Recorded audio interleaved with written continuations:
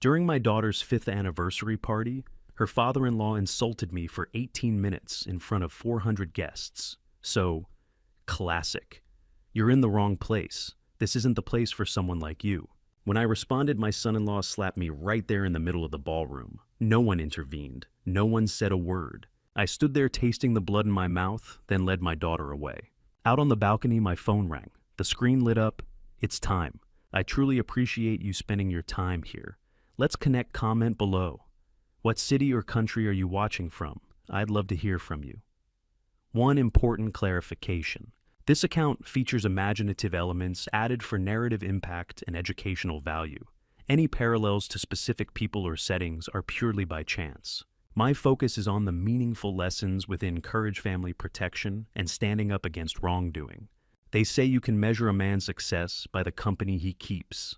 That night, surrounded by 400 of Boston's finest, I realized I'd failed at the one measure that mattered most: protecting my daughter from wolves in tailored suits. The Fairmont Copley Plaza loomed above me like a gilded fortress as I stepped out of my 15-year-old Ford pickup. Friday, October 18th, 2024, 7 o'clock sharp. I'd promised Sloan I wouldn't be late. I was already 20 minutes behind. Inside the grand ballroom was everything I wasn't. Crystal chandeliers hung from vaulted ceilings, casting warm light over men in tuxedos and women draped in silk. Champagne flutes clinked like a symphony of excess. The air smelled of money, French perfume, aged whiskey, and something I couldn't name but knew cost more than my monthly mortgage. I tugged at my navy suit jacket bought off the rack at Macy's 3 years ago for a funeral, too tight in the shoulders, too loose in the waist. My hands, scarred and calloused from 40 years of working wood, looked like they belonged to a different species than the manicured fingers gripping champagne stems around me. Dad. Sloan appeared through the crowd, her ice blue gown shimmering under the lights. Beautiful always had been, but tonight something was off. The smile didn't quite reach her eyes. Those eyes, the same dark brown as her mother's, carried a weariness that made my chest tighten. "Kiddo," I said, pulling her into a hug. She felt smaller than I remembered, fragile. When she pulled back, I searched her face. "You okay?" "I'm fine, Dad." Her voice was bright, practiced. Too practiced. "I'm so glad you're here." Before I could press her, a hand landed on her waist. Preston Whitmore materialized beside her, his smile as polished as the gold cufflinks at his wrists. 37, Harvard MBA, Executive Vice President of Whitmore Development. "Garrett." Lazzie Preston extended his free hand, grip firm, controlled. "Good to see you." "Preston." I shook his hand, noting how his other hand stayed pressed against Sloane's side. Possessive. Controlling. "Thanks for coming," he continued. "I know this isn't exactly your scene." "Wouldn't miss it," I said. 5 years is a milestone. 25 years ago, I'd promised Sarah, my late wife, Sloane's mother, that I'd always protect our little girl, no matter what.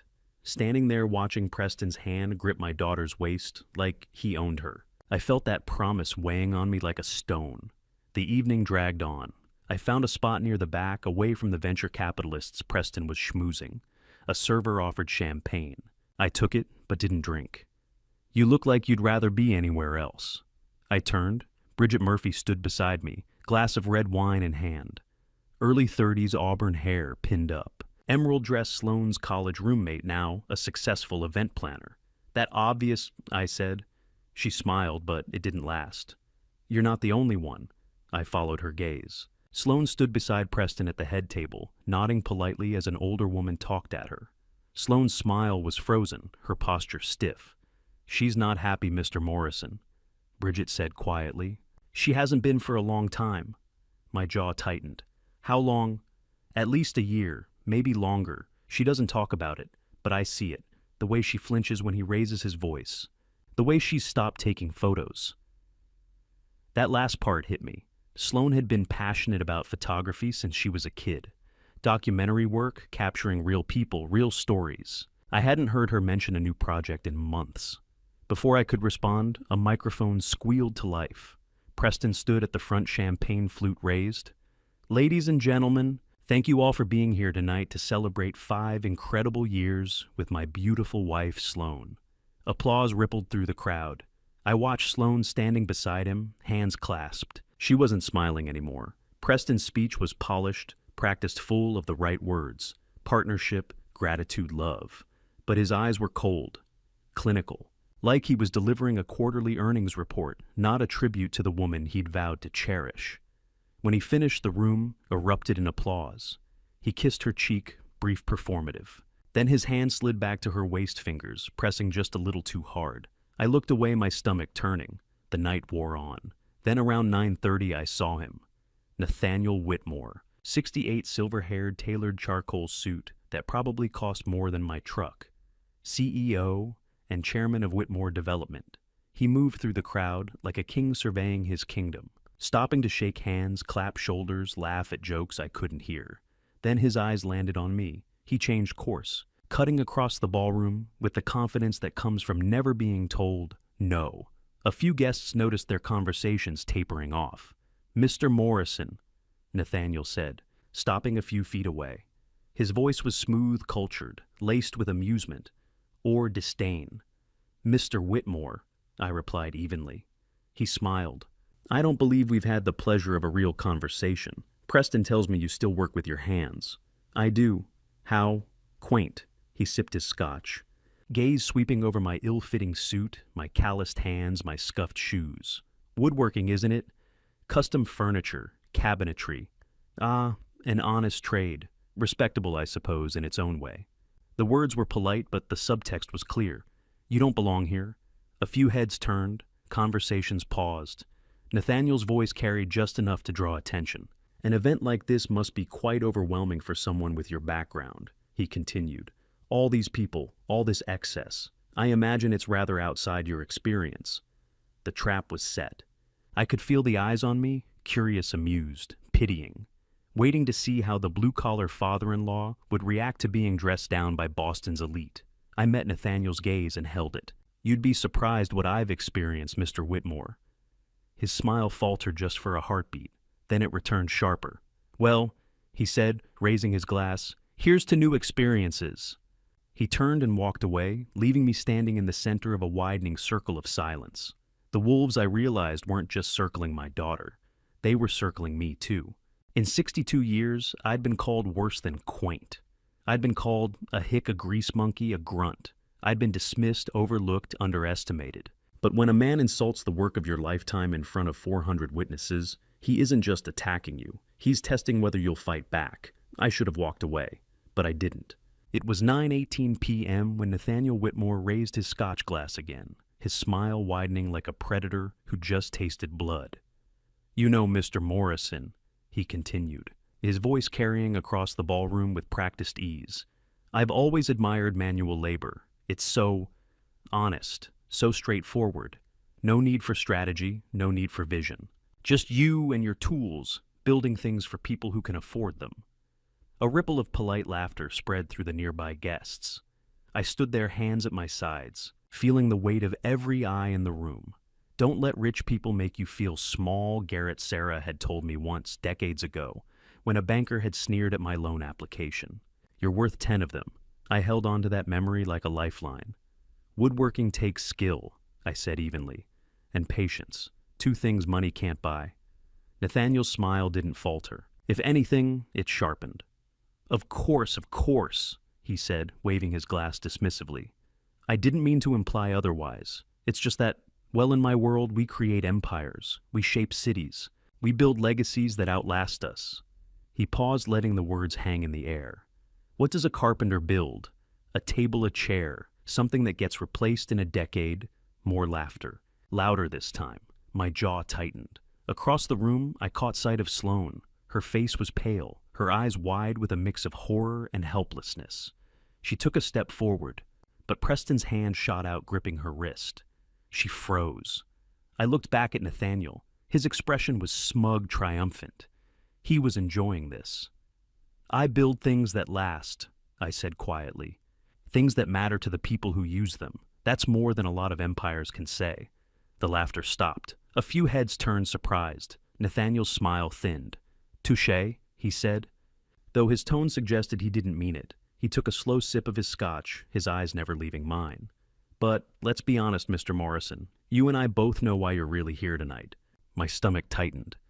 You're here because your daughter married my son." He gestured toward Preston, who stood stiffly beside him, his champagne flute gripped so tightly his knuckles had gone white. Preston married for love, obviously. A romantic, my boy. Always has been. Nathaniel's gaze slid back to me, his voice dropping just enough to feel intimate, conspiratorial. Though, I confess, I'd always hoped for a daughter-in-law with a more suitable lineage. Someone from a family that understands our world, our values. The words landed like a slap. But Nathaniel continued raising his glass in mock salute. "We all make compromises for passion, don't we?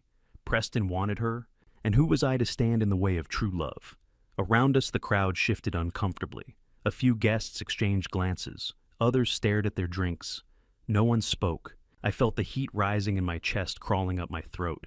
"He's baiting you," I told myself. "Don't take the bait." But my fists were clenched at my sides. "Sloan," I said slowly, forcing the words through gritted teeth, "comes from a good family, a family that values integrity, hard work, loyalty, things that matter more than a last name." Nathaniel's eyebrows lifted, feigning surprise. "Oh, I'm sure she does," he said smoothly, "and she's a lovely girl, truly. But you have to admit, Mr. Morrison, 5 years is a long time." He paused, letting the weight of the words settle. 5 years and still no grandchildren. No heir to carry on the Whitmore name. People are starting to wonder whether this investment was worth it. The room went silent. I felt the world narrow to a single point, Nathaniel's smug, satisfied face. "Investment." I repeated, my voice low, dangerous. "Well, what else would you call it?" Nathaniel spread his hands, all innocence. "Marriage is a transaction, Mr. Morrison. Preston gave your daughter his name, his wealth, his status. In return, we expected, well, a return. A legacy, children, the continuation of a bloodline. Instead, we've gotten 5 years of—" He waved his hand vaguely. "Nothing." My vision blurred at the edges. I could hear my pulse pounding in my ears. Behind Nathaniel Preston's face was ashen. He looked like he wanted to disappear into the floor. But he didn't move, didn't speak, didn't defend his wife. Sloan was crying now, silent tears streaming down her face. Bridget Murphy had moved to her side, one hand on her shoulder, but Preston still held her wrists, his grip tight enough to leave marks. I took a step forward. "My daughter," I said, my voice shaking with barely controlled fury, "is not an investment, Mr. Whitmore. She's a human being, a person, something your money clearly hasn't taught you how to recognize." The silence that followed was absolute. 400 people held their breath. Nathaniel's face darkened, his smile vanishing like smoke. For the first time that night, he looked genuinely angry. "Careful, Mr. Morrison," he said softly, his voice cold as a knife. "You're a guest in my world. Don't forget that." "I'm a guest at my daughter's anniversary party," I shot back. "A party celebrating a marriage that, from where I'm standing, looks a hell of a lot more like a prison sentence." Gasps rippled through the crowd. Someone dropped a champagne flute. It shattered on the marble floor, the sound sharp and final. Nathaniel's jaw tightened. His eyes flicked to Preston. "Son," he said quietly, his voice a command. Preston didn't hesitate. He released Sloane's wrist and stepped toward me, his face a mask of cold fury. I held my ground. "Preston," I said, meeting his eyes. "Don't." But he didn't stop. The ballroom fell silent again, the kind of silence that precedes a storm. I could see the tension coiled in Preston's shoulders, the rage simmering just beneath his polished exterior. And then I saw it, his hand already raised. I'd been hit before, bar fights in my 20s, a botched mugging when I was 30. But nothing prepares you for the moment your daughter's husband raises his hand to you, not to shake it, but to strike. I could have blocked it. I'd been trained years ago, back when I worked cases that required more than just spreadsheets and audit trails. My body remembered the reflexes: shift weight, raise forearm, deflect. But I didn't. Because sometimes the best defense is letting your enemy destroy himself. Preston's palm connected with my left cheek with a crack that echoed across the grand ballroom like a gunshot. The chandeliers above us seemed to flicker, or maybe that was just my vision. Pain exploded across my face, sharp and hot, and I tasted copper on my tongue. I didn't fall, didn't stumble. I stood there rooted to the marble floor and met Preston's eyes. For one heartbeat, The ballroom held its breath. 400 people. 400 witnesses. Not a single sound. The silence was absolute. No gasps, no murmurs, no polite coughs to fill the void. Just the hum of the chandeliers and the faint clink of ice melting in forgotten drinks. It was the kind of silence that follows a car crash. That moment when the world stops spinning and everyone realizes something irreversible has just happened. Preston's hand was still raised, frozen in the air, like a monument to his own stupidity. His face, flushed red just seconds ago, had gone pale. His eyes were wide, pupils dilated, and I could see the exact moment panic set in. His mouth opened, closed, opened again. No words came out. Behind him, Nathaniel Whitmore stood motionless, his scotch glass halfway to his lips, his expression caught somewhere between shock and disbelief. Then Sloane screamed, "Dad!" She broke through the crowd like a wave crashing against rocks, shoving past startled guests in their tuxedos and gowns. Her ice blue dress shimmered under the lights as she ran. Her face streaked with tears. She reached me in seconds, her hands flying to my face, her fingers trembling as they hovered near the red mark blooming across my cheek. "Dad, oh my God, are you—" "I'm fine, kiddo," I said quietly, my voice steady despite the fire burning in my jaw. "I'm fine." But she wasn't listening. She spun on Preston, her eyes blazing with a fury I'd never seen before. "What the hell is wrong with you?" she shouted, her voice cracking. "What the hell is wrong with you?" Preston took a step back, his hands raised in a gesture that might have been apology or defense, I couldn't tell. His mouth worked trying to form words. He insulted my father." Preston stammered, his voice thin, desperate. So you hit him." Sloane's voice climbed higher, louder, carrying across the silent ballroom. "You hit my father in front of all these people. Sloane, don't." She shoved him hard, both hands against his chest. He stumbled backward, nearly tripping over a nearby chair. "Don't you dare!" Around us, the crowd began to stir. Whispers rippled through the room like wind through tall grass. "Did he just— Oh my God. Someone call security." I saw phones come out, dozens of them, screens glowing in the dim light. People were filming, recording, capturing every second of Preston Whitmore, heir to a Boston empire, assaulting his father-in-law at his own anniversary party. Good. Nathaniel finally moved. He set his scotch down on a nearby table with a sharp clink and stepped forward, his face a mask of controlled fury. "Everyone, please," he said, his voice cutting through the murmurs. "There's been a misunderstanding. There's no misunderstanding," I said, my voice low but clear. Every head in the room turned toward me. "Your son just committed assault in front of 400 witnesses." Nathaniel's jaw tightened. His eyes locked on mine, and for the first time that night, I saw something other than arrogance in his expression. I saw fear. "Mr. Morrison," he began, his tone carefully measured, "I'm sure we can resolve this privately. No need to make a scene." "Too late for that," I said. I looked at Preston, who was still standing there, hands at his sides, his face a study in panic. "You should have thought about that before you raised your hand." I turned to Sloane, gently placing my hand on her shoulder. She was shaking, anger, fear, shock, all rolled into one. Her mascara had run down her cheeks in dark streaks. "Come on, kiddo," I said softly. "We're leaving. But now." She nodded, wiping at her eyes with the back of her hand. I took her arm and began to walk, guiding her toward the ballroom's double doors. The crowd parted like the Red Sea guests, stepping aside, their faces a mix of curiosity, pity, and something else, relief, maybe that they weren't the ones at the center of this disaster.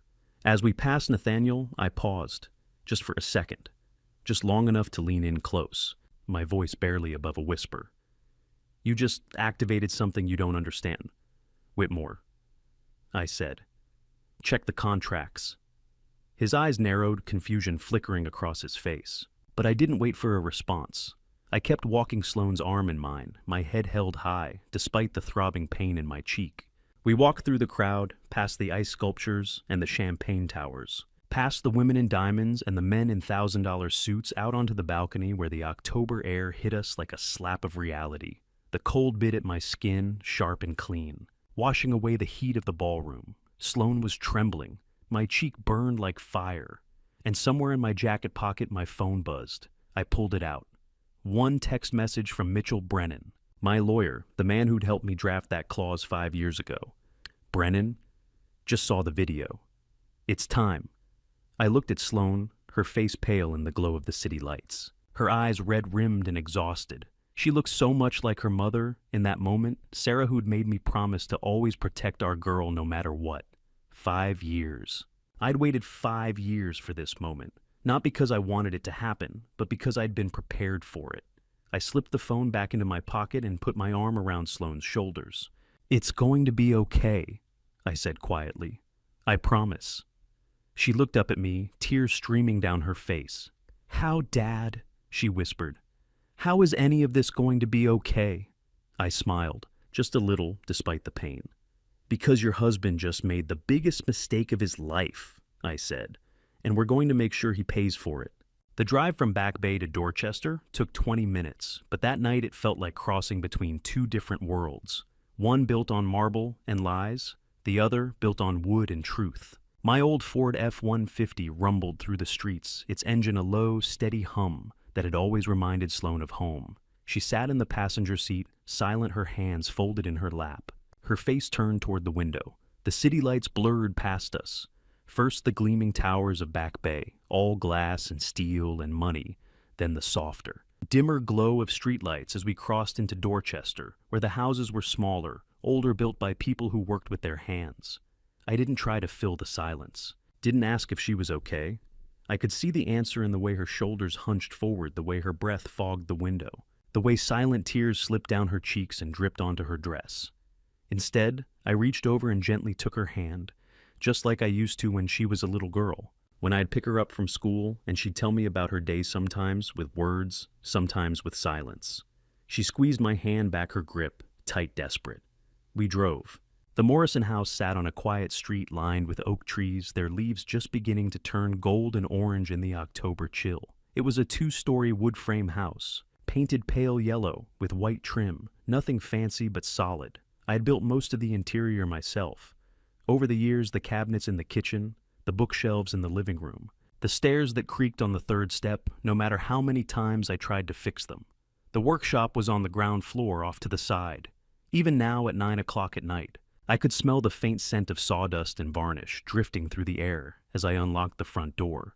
Sloane stepped inside and stopped, her eyes sweeping over the familiar space. The worn couch where she used to curl up and read, the old coffee table scarred with rings from mugs and glasses, the framed photos on the mantel, her mother Sarah smiling in a sundress. Sloane as a gap-toothed 7-year-old holding a handmade birdhouse, the two of us at her high school graduation. "Nothing's changed," she whispered, her voice hoarse. "Why would it?" I said quietly. "This is your home, kiddo. It always will be." Her face crumpled. She sank onto the couch, burying her face in her hands, and finally let herself cry. Not the quiet, restrained tears from the car, but deep, wrenching sobs that shook her whole body. I sat beside her and wrapped my arms around her, holding her the way I had when she was small and scared of thunderstorms. She buried her face in my shoulder, her tears soaking through my shirt. "I'm sorry," she choked out between sobs. "I'm so sorry, Dad." "Shh, you have nothing to be sorry for. He hit you in front of everyone, and her voice broke. "I married him. I stood up there and promised to love him, and what does that make me?" I pulled back just enough to look at her, my hands on her shoulders. "It makes you human, sweetheart," I said firmly. "It makes you someone who believed in love. That's not a weakness. What happens next, that's where your strength shows." She looked up at me, her eyes red and swollen. Mascara streaked down her cheeks. "But I didn't see it, Dad. I didn't see what he was. What kind of person does that make me?" "It makes you someone who saw the best in people," I said. "Someone who gave someone a chance. That's not a failing, Sloane. That's a gift. The failing is his, not yours." She shook her head, fresh tears spilling over. "But I should have known. I should have listened to me." I cupped her face gently in my hands the way I used to when she was little, and scraped her knee or lost a spelling bee. "You are not responsible for his actions. You are not responsible for his choices. The only thing you're responsible for now is deciding what comes next. And whatever you decide, I'm with you, every step of the way." She stared at me, her breath hitching, her lips trembling. Then she nodded slowly and wiped at her eyes with the back of her hand. "Okay," she whispered. "Okay." I got up and moved to the kitchen, an open space separated from the living room by a low counter. The coffee maker, an old mister. Coffee that had been around since Sloane was in middle school, sat in its usual spot. I filled it with water-scooped grounds into the filter and turned it on. The familiar gurgle and hiss filled the silence. Sloane watched me from the couch, her arms wrapped around herself. "You still make it the same way," she said softly. "2 scoops dash of cinnamon," I said. "Just like you like it." A faint, sad smile touched her lips. "Mom used to make it that way." "I know," I said. "She taught me." The coffee finished brewing. I poured 2 mugs, added a splash of milk to hers, and carried them over to the small kitchen table. Sloane stood and joined me, sinking into the chair across from mine. She wrapped her hands around the mug, staring down at the dark liquid like it held answers. For a long time, we just sat there, drinking coffee, not talking. Then Sloane looked up at me, her eyes clearer now, more focused. "What happens next, Dad?" she asked quietly. I reached into the inside pocket of my jacket, the same jacket I'd worn to the Fairmont, now rumpled and stained with her tears, and pulled out a thick manila folder. I'd kept it in a locked compartment under the driver's seat of my truck for 5 years, just in case. I set it on the table between us. "Next," I said slowly, "we make sure you're protected. There's something I need to tell you about your prenuptial agreement. Something I put in there. Something the Whitmores never took seriously." Sloane's brow furrowed. She looked down at the folder, then back up at me. "What do you mean?" I slid the folder across the table toward her. 5 years ago, when you and Preston were getting ready to marry, he insisted on a prenup. Nathaniel's idea, of course. Said it was standard practice for families like theirs. I paused, choosing my words carefully. "I had Mitchell Brennan, my lawyer, review it before you signed, and I had him add a clause, a special provision." "What kind of provision?" Her voice was hesitant, wary. "A grandfather clause," I said, "named after me. It stipulates that if any member of the Whitmore family, any member commits an act of violence against you or your immediate family, you gain certain rights, immediate irrevocable rights." Sloane's eyes widened. "What kind of rights?" I held her gaze. 15% voting control of Whitmore Development, a seat on the board, full veto power over major decisions. I let the words sink in. And tonight, when Preston struck me in front of 400 witnesses, he activated that clause. She stared at me, her mouth slightly open in disbelief and shock warring on her face. You put that in the prenup 5 years ago." "I did. But why?" "You didn't think—" "I hoped I'd never need it," I said quietly. "But I've been around long enough to know that men like Nathaniel Whitmore don't build empires by being kind. And I've seen enough to know that power corrupts. I wanted to make sure that if anything ever happened, if they ever tried to hurt you or control you or silence you, you'd have a way to fight back." Sloane's hands trembled as she pulled the folder toward her and opened it. Inside were legal documents, highlighted sections, annotations, and Mitchell's precise handwriting. She skimmed the pages, her eyes growing wider with each line. "They agreed to this," she whispered. "They didn't read it," I said, "or if they did, they didn't take it seriously. Nathaniel probably thought it was just a feel-good clause, something to make the working-class father-in-law feel important. He never thought it would actually be triggered." I leaned forward, though my voice dropping. "They should have taken it seriously." Sloane looked up at me, her eyes red but no longer defeated. There was something else there now, something sharp, something fierce. "What do we do now?" she asked. I smiled just a little. "Now," I said, "we call Mitchell Brennan, and we make sure the Whitmores understand exactly what they've done. They say the devil is in the details. 5 years ago, I buried a clause so deep in Sloane's prenuptial agreement that Nathaniel Whitmore's lawyers dismissed it as archaic and unenforceable. Last night, Preston Whitmore turned it into the most expensive slap in Massachusetts legal history. The next morning, sunlight streamed through the kitchen windows, warm and golden, painting everything in soft light. It was just after 9. I'd been up since 6, making coffee, frying bacon, flipping pancakes muscle memory from years of weekend mornings when Sloane was a kid. She'd always loved pancakes, still did apparently, because she'd eaten 3 without saying a word. Now she sat at the kitchen table, the manila folder open in front of her eyes scanning the pages of her prenuptial agreement. The agreement she'd signed 5 years ago, 2 weeks before her wedding. The agreement she'd barely read, trusting Preston's lawyers, trusting me, trusting that marriage was built on love, not contracts. Her coffee had gone cold. She hadn't touched it in 20 minutes. I stood at the counter, my own mug in hand, watching her, waiting. Finally, she looked up. "This was in here the whole time." Her voice was quiet, almost disbelieving. "Page 47, I said. Section 12, subsection C. She flipped back through the pages, found it, and read aloud, her voice halting. "In the event that any member of the Whitmore family, including but not limited to the groom, commits an act of physical violence against the bride or her immediate family, the bride shall be granted an immediate irrevocable transfer of 15% voting shares of Whitmore Development Corporation, plus a permanent seat on the board of directors, with full voting rights and veto power over executive appointments."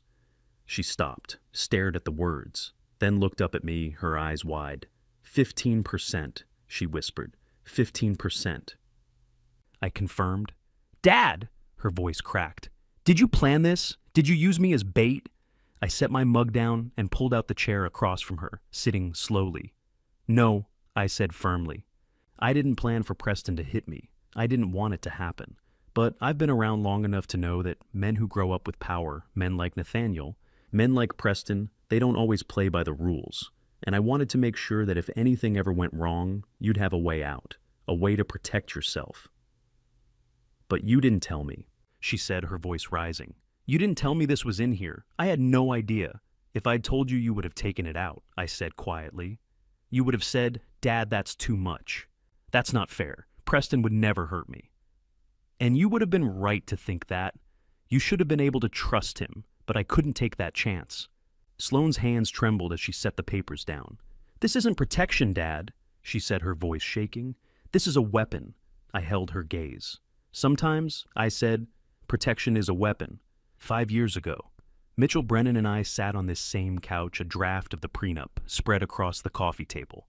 It was late, nearly midnight. Sloane was upstairs asleep in her old room, dreaming of flowers and vows and Preston's promises.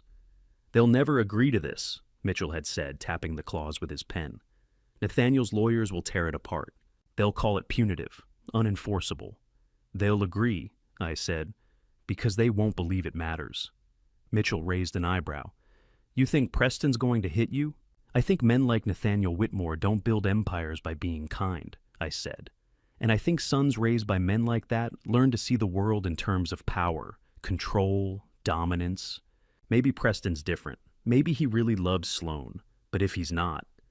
I paused, choosing my words. "I want her to have options." Mitchell had studied me for a long moment, then nodded.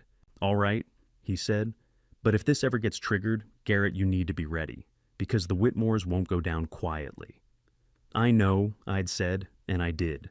There was something in my past, something I hadn't told Sloane yet, that had taught me exactly how men like Nathaniel operated. How they twisted contracts, buried evidence, silenced dissent. I'd seen it before. I'd fought it before. And I'd lost, but this time I'd been smarter. The doorbell rang, pulling me back to the present. Sloane looked up, startled. I stood cross to the front door and opened it. Mitchell Brennan stood on the porch, briefcase in hand. Dressed in a crisp navy suit, despite it being a Saturday morning. At 60, he still had the sharp eyes of a prosecutor, the steady hands of a surgeon. We'd known each other for 25 years, since back when I'd worked cases that required more than woodworking skills. "Morning, Garrett," he said, stepping inside. He nodded toward the kitchen. "How's she doing?" "She's processing," I said. Mitchell smiled faintly. "Good, because we've got work to do." We walked into the kitchen. Sloane stood as Mitchell entered, her face a mix of confusion and hope. "Mr. Brennan," she said. "Sloane." Mitchell set his briefcase on the table and opened it, pulling out a tablet. "I've reviewed the video footage from last night. 17 different angles posted on social media by various guests. All of them show the same thing. Preston Whitmore striking Garrett Morrison in full view of approximately 400 witnesses." He turned the tablet toward us. On the screen, a video played on loop. Preston's hand connecting with my face, the crack echoing across the ballroom, the stunned silence that followed. Sloane's breath hitched. "That's irrefutable evidence," Mitchell continued. which means the grandfather clause is now active. Sloan, as of last night at 9:36 p.m., you are the owner of 15% voting shares in Whitmore Development Corporation. 15%. Sloan repeated, her voice hollow. At current valuation, Mitchell said, that's approximately $340 million. Sloan sank into her chair. 340 and the board seat. Mitchell continued, his tone brisk professional. That makes you the second largest voting shareholder after Nathaniel, who holds 21%. Lawrence Whitmore holds 9%. The rest is divided among 6 other board members. Which means, Sloan, you don't just have a settlement, you have leverage. He pulled out a thick stack of documents and set them on the table. Here's what we're going to do. First, we file an immediate motion to enforce the clause with the probate court. Second, we file for a restraining order against Preston, no contact, no communication. Third, we initiate divorce proceedings. And fourth, he paused, meeting Sloan's eyes. We prepare to use your voting power to hold Whitmore Development accountable for every shady deal, every cut corner, every victim they've buried under NDAs and settlements. Sloan stared at him, then at me. This isn't just about the slap, is it? She said quietly. I shook my head. No, kiddo, I said. It's about making sure they never hurt anyone again.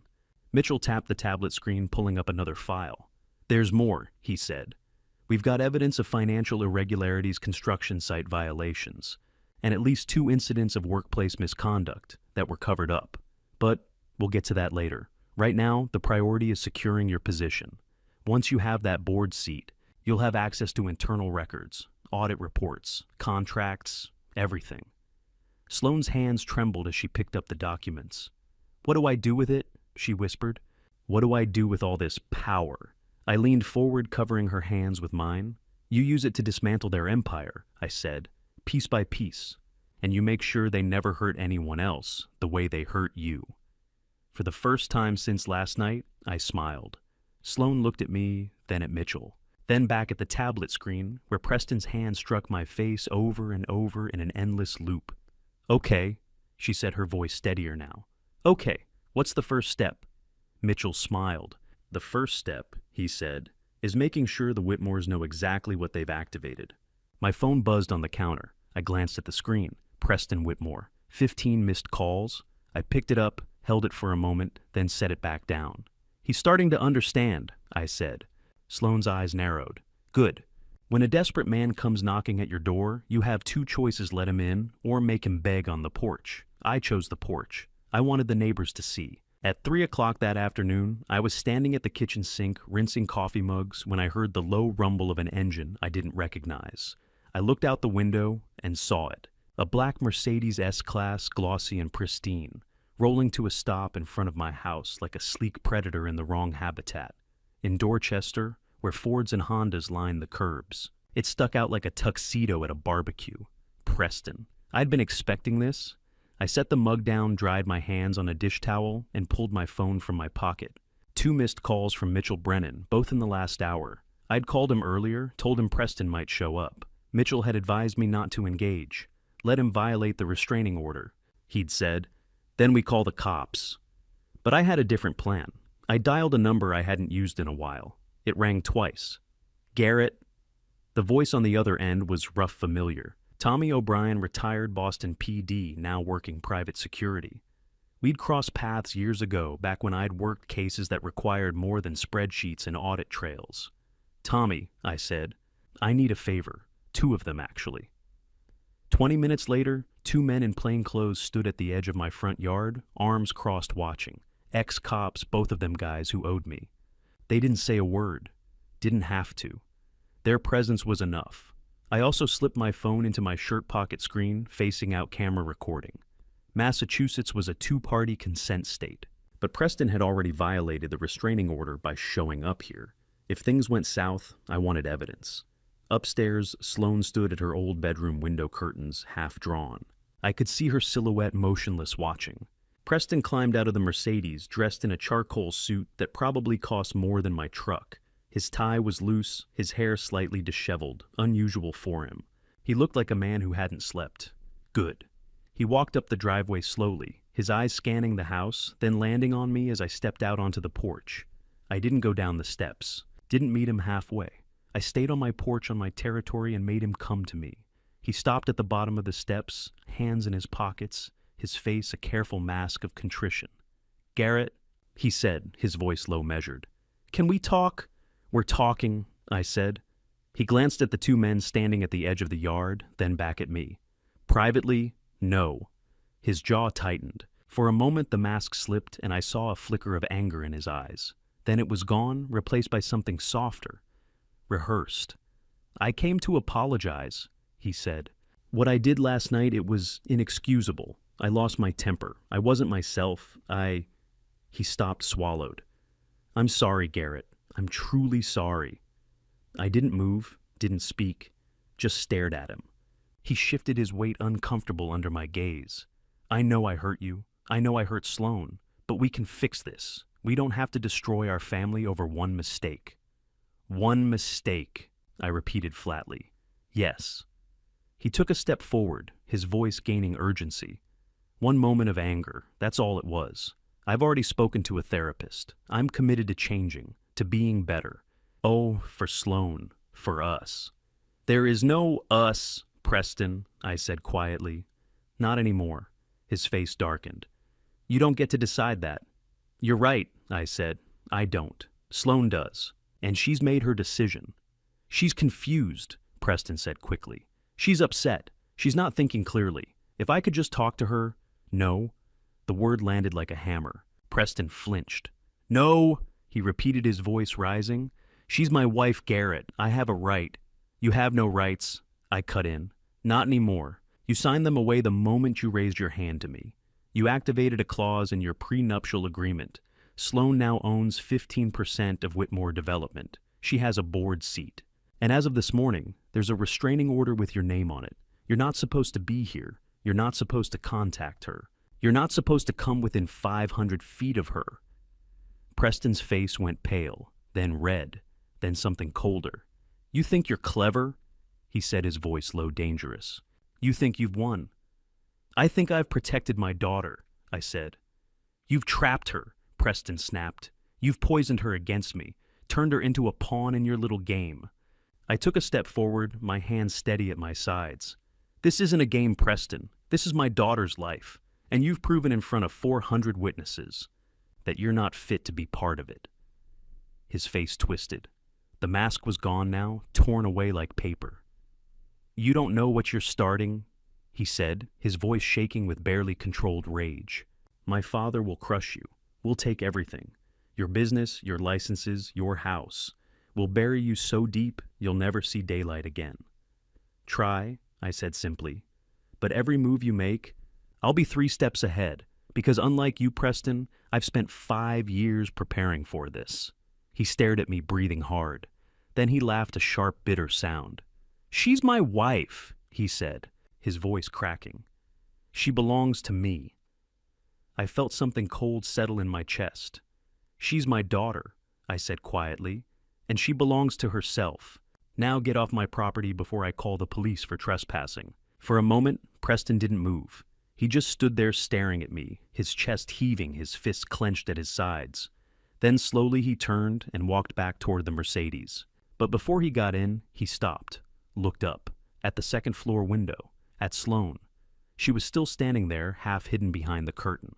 For a moment, their eyes met, and then she stepped back, disappearing into the shadows. Preston's face changed. It twisted into something I'd never seen before, something not quite human, something that made the hair on the back of my neck stand on end.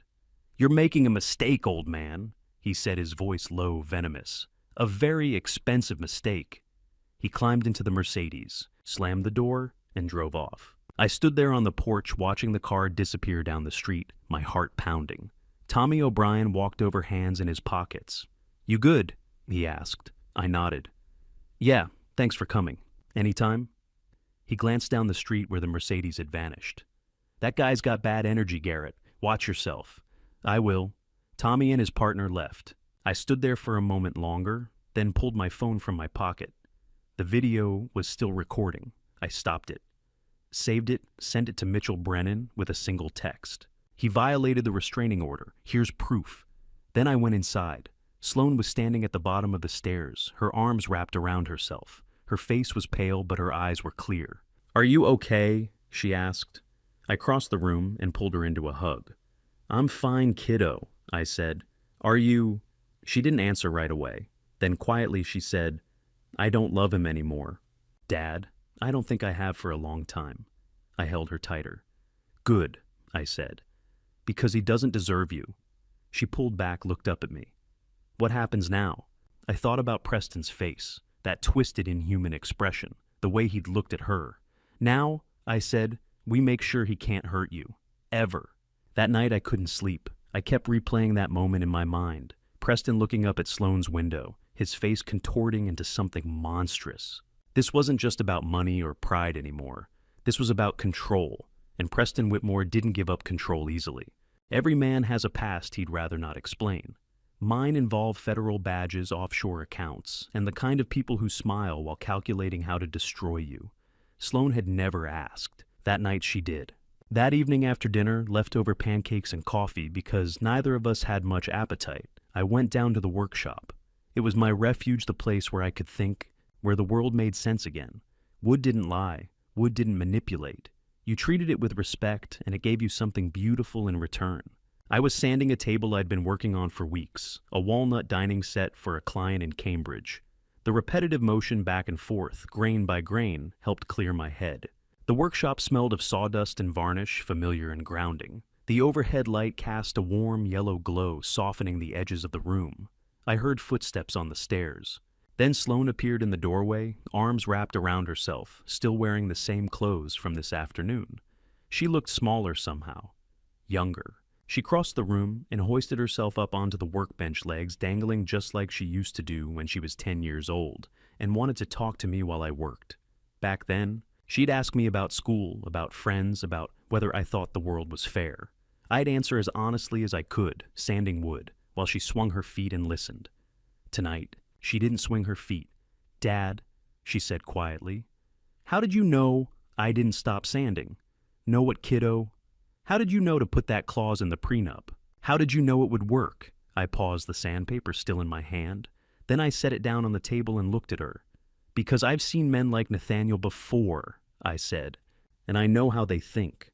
"But how?" she pressed. "You're a carpenter, Dad. You've always been a carpenter." I wiped the sawdust from my hands with a rag and leaned against the workbench beside her. "That's not entirely true," I said. She frowned. "What do you mean?" I took a breath. This was a conversation I'd been avoiding for 25 years. But if we were going to take on the Whitmores, really take them on, she deserved to know who I was, who I used to be. 25 years ago, I began, before you were born, I wasn't a carpenter. I was a forensic accountant for the FBI. Sloane's eyes widened. "What?" "I tracked money," I said. "Dirty money. Offshore accounts, shell companies' wire, transfers that disappeared into the Cayman Islands and never came back. I worked white-collar crime cases, fraud, embezzlement, bribery. The kind of crimes that don't make headlines because the people committing them are too rich, too powerful, too connected." She stared at me, speechless. "I was good at it," I continued. "I'm really good. I could look at a balance sheet and see the lie underneath. I could trace $1 through a dozen shell companies and find the person who'd stolen it, and I helped put a lot of bad people behind bars." "Why didn't you ever tell me?" she whispered. "Because I left that life behind," I said. "When your mother died when you were still just a baby, I realized I couldn't do both. I couldn't be a father and chase criminals across the country. So I quit, walked away, opened this shop, raised you." Sloane's voice was barely audible. "And Nathaniel." I nodded slowly. 25 years ago, I worked a construction fraud case in New York. Nathaniel wasn't the primary target, but his company came up.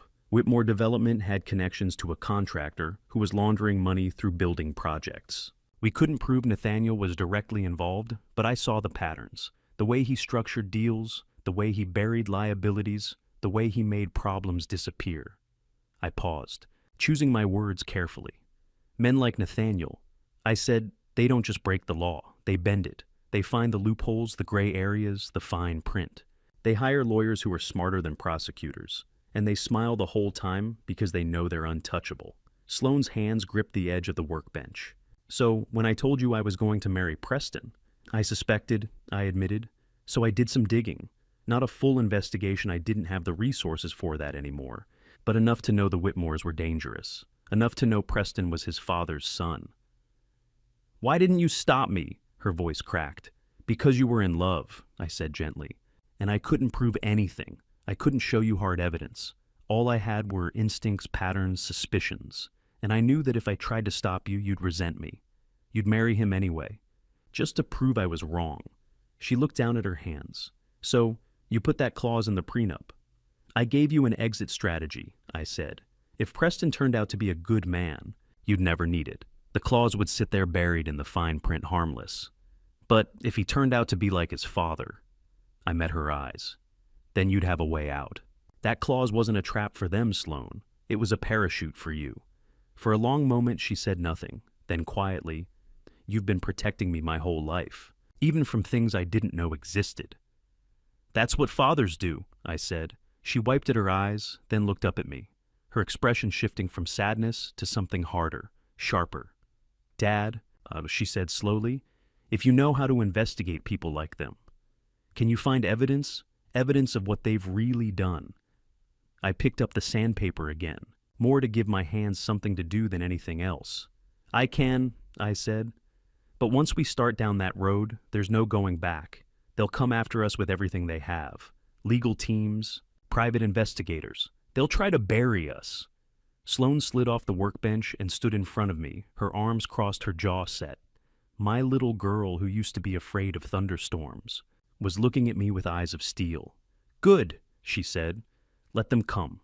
I want to know who I married. I want to know what he's capable of." I should have warned her that there are some truths you can't unknow. Some doors that once opened can't be closed. But I didn't. Because 3 days later, we'd discovered that Preston was capable of things far worse than either of us had imagined. Walking into that boardroom felt like walking into a den of wolves. Except this time, my daughter wasn't the prey.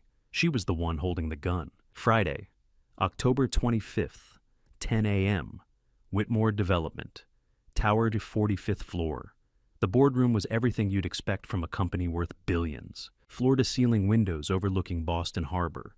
A table made of dark mahogany that could seat 20 leather chairs that probably cost more than my truck. The air smelled faintly of leather and expensive cologne. Everything in this room was designed to intimidate. I sat in the corner near the door on a small chair reserved for observers.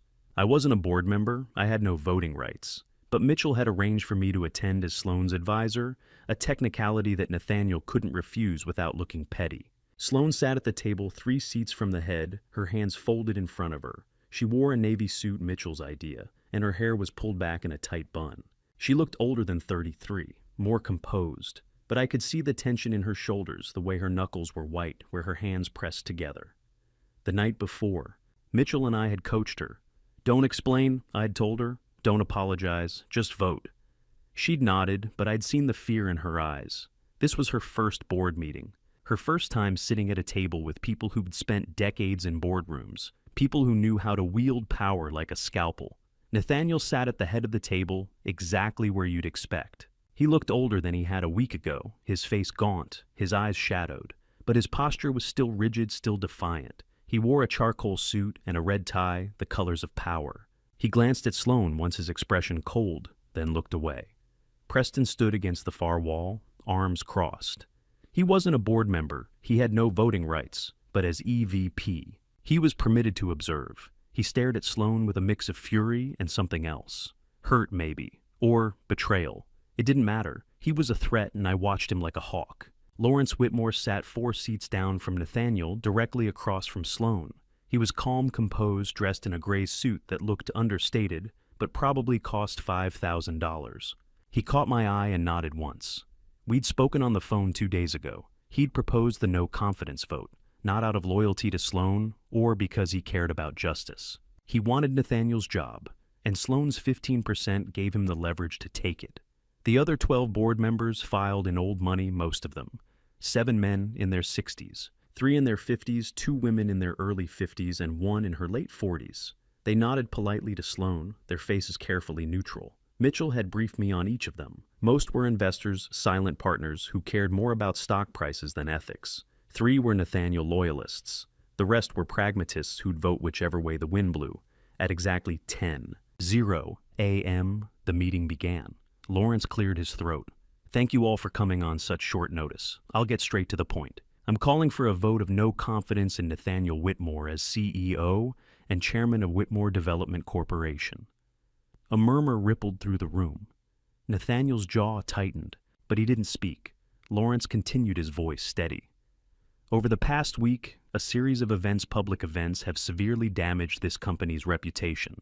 Our stock price has dropped 18%. We're facing lawsuits, media scrutiny, and a PR crisis that shows no signs of abating. As fiduciaries, it's our duty to act in the best interest of shareholders. And right now, the best interest of shareholders is new leadership. Nathaniel finally spoke, his voice low, controlled. This is a family matter being exploited by opportunists. Is it? Lawrence said mildly.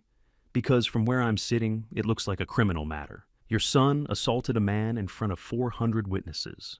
There's video evidence, a restraining order, divorce proceedings. And now, a shareholder, your own daughter-in-law, holds 15% of this company and a board seat. That's not opportunism, Nathaniel. That's consequence. Nathaniel turned to Sloan, his eyes blazing. You, he said, his voice dripping with venom. You think you can walk in here and tear down what I've built? Sloan didn't flinch. She met his gaze, steady, unflinching. Mr. Whitmore, she said quietly, when your son assaulted my father in front of 400 witnesses, it stopped being a family matter. It became a legal liability, a PR disaster, and a fiduciary problem. I'm not here to tear down anything. I'm here to protect my investment. The room went silent. Nathaniel's face turned red. For a moment I thought he might stand up, might shout, might lose control. But he didn't. He just stared at her, his chest rising and falling, his hands gripping the arms of his chair. Lawrence spoke again. I call for a vote. All in favor of removing Nathaniel Whitmore as CEO, and chairmen say, aye. One by one, hands went up. Lawrence, aye. Sloan, aye.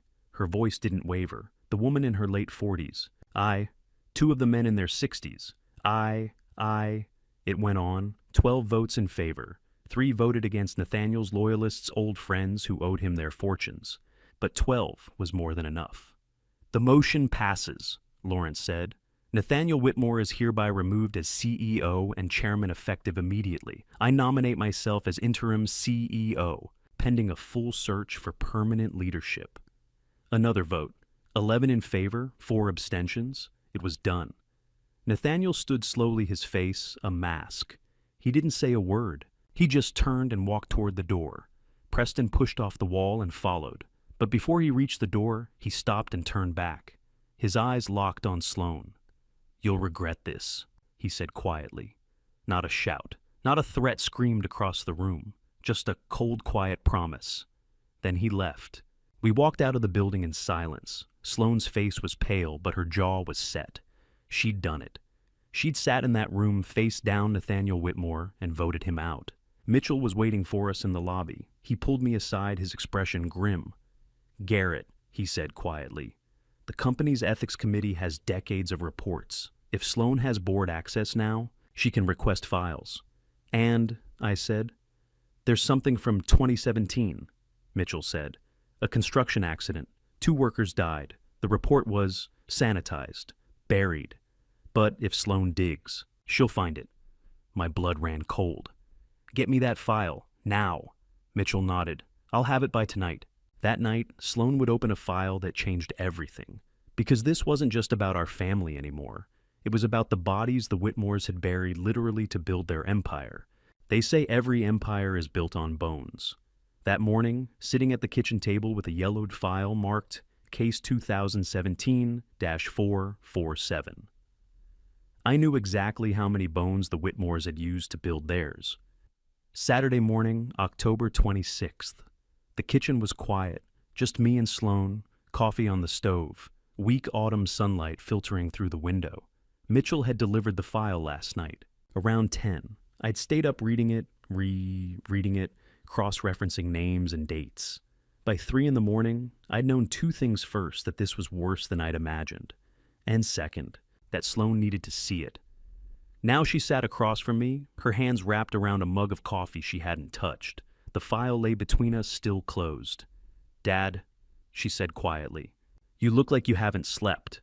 "I haven't," I admitted. She glanced down at the file. "Is it that bad?" "Yes." For a moment she didn't move. Then she reached out, pulled the file toward her, and opened it. The first page was a typed summary, yellowed with age, stamped with the seal of the Massachusetts Department of Labor Standards. OSHA Incident Report, number 2017-447. Date of incident, October 12th. 2017. Location: Seaport District Construction.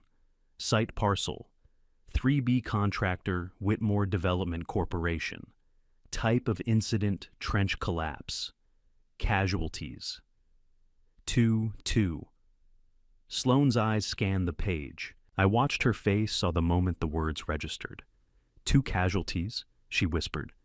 "Keep reading," I said gently. She did. Victims: Thomas Sullivan, 42, laborer; Marcus Webb, 28. Laborer investigation findings. OSHA investigators determined that Whitmore Development Corporation violated federal safety standards, including failure to provide adequate shoring for trenches exceeding 5 feet in depth, failure to conduct daily safety inspections, willful disregard for employee safety protocols. Penalty assessed, das $75,000 maximum fine resolution. Case settled quietly. Families received private settlements. Non-disclosure agreement signed. Investigation closed. Sloane set the paper down, her hands trembling. "They killed 2 people, she said, her voice flat. "And they paid $75,000. That's nothing." "That's the cost of doing business," I said grimly. For men like Nathaniel, a $75,000 fine is a rounding error. "But the families got settlements," I said, "probably substantial ones. But they had to sign ND-as non-disclosure agreements promising not to talk about what happened, not to sue, not to go public." Sloane's jaw tightened. "So, the Whitmores paid them off?" "Yes." She flipped through the rest of the file. There were copies of settlement agreements redacted but still damning. A faded newspaper clipping from the Boston Globe, October 14th, 2017. 2 die in Seaport construction accident. OSHA investigating. Nothing after that. The story had died. "Dad," Sloane said slowly, "we need to find these families. We need to talk to them." "I know," I said. "I've already asked Mitchell to track them down. But there's something else." She looked up at me confused. I leaned forward. "Sloane, when did you shoot that documentary series, the one about Boston workers?" Her frown deepened. 2017. Why? Which months? Late summer through fall. August, September, October, I think." She paused. "Why are you asking?" I tapped the file. "This accident happened on October 12th, 2017, in the Seaport District." Sloane's face went pale. "Dad, you were shooting at construction sites all over the city that fall," I said, "including Seaport." For a moment, she just stared at me. Then she stood abruptly, nearly knocking over her coffee, and grabbed her laptop from the counter. "I archive everything," she said, her voice tight. "Every shoot, every location, every date." She sat back down, fingers flying over the keyboard. I watched her open folder after folder, navigating through years of work. 2017, she muttered. Documentary, workers, Boston. She clicked through subdirectories. August, September, October. Then she stopped. "Oh my God." On the screen, a folder labeled Seaport _October 10th to 15th _2017. She double-clicked. Hundreds of files. Thumbnail images filled the screen. Construction sites. Workers in hard hats, steel beams, trenches, scaffolding. Sloane scrolled through them, her breathing shallow. "I was there," she whispered. "I was there. I came around the table, stood behind her, watching over her shoulder. She kept scrolling, image after image, workers, machinery, scaffolding, concrete. Then she stopped. Her hand froze on the trackpad. "Dad," she said, her voice barely audible. Look at this. I leaned in. The photo showed a construction site. A trench maybe 10 feet deep, lined with steel plates, but clearly not properly shored. Workers in the background blurred mid-motion. And in the foreground, sharp and unmistakable Preston Whitmore. He was wearing a hard hat, a navy suit beneath a reflective safety vest. He stood with 3 other men in suits, older, maybe executives or contractors. Preston was pointing at the trench, his expression serious, authoritative. Like he was giving instructions, Sloan clicked on the image info. Date taken, October 12th, 2017, time 9:47 a.m., location Seaport District Parcel, 3B, camera Canon, EOS 5D Mark IV, metadata, verified, yes. Sloan's voice cracked. Dad, this is 2 hours before the accident. I stared at the screen, my chest tightening. He was there, Sloan whispered. Preston was at the site, 2 hours before 2 men died. She scrolled back up to the OSHA report, reread the findings. Failure to provide adequate shoring for trenches exceeding 5 feet in depth. Then she looked back at the photo, at Preston pointing into that trench. Dad, she said, her voice shaking. He knew. He had to have known. He was there. He saw the trench, he saw the lack of shoring, and She stopped, her breath hitching. He walked away. He let them keep working. I placed my hand on her shoulder.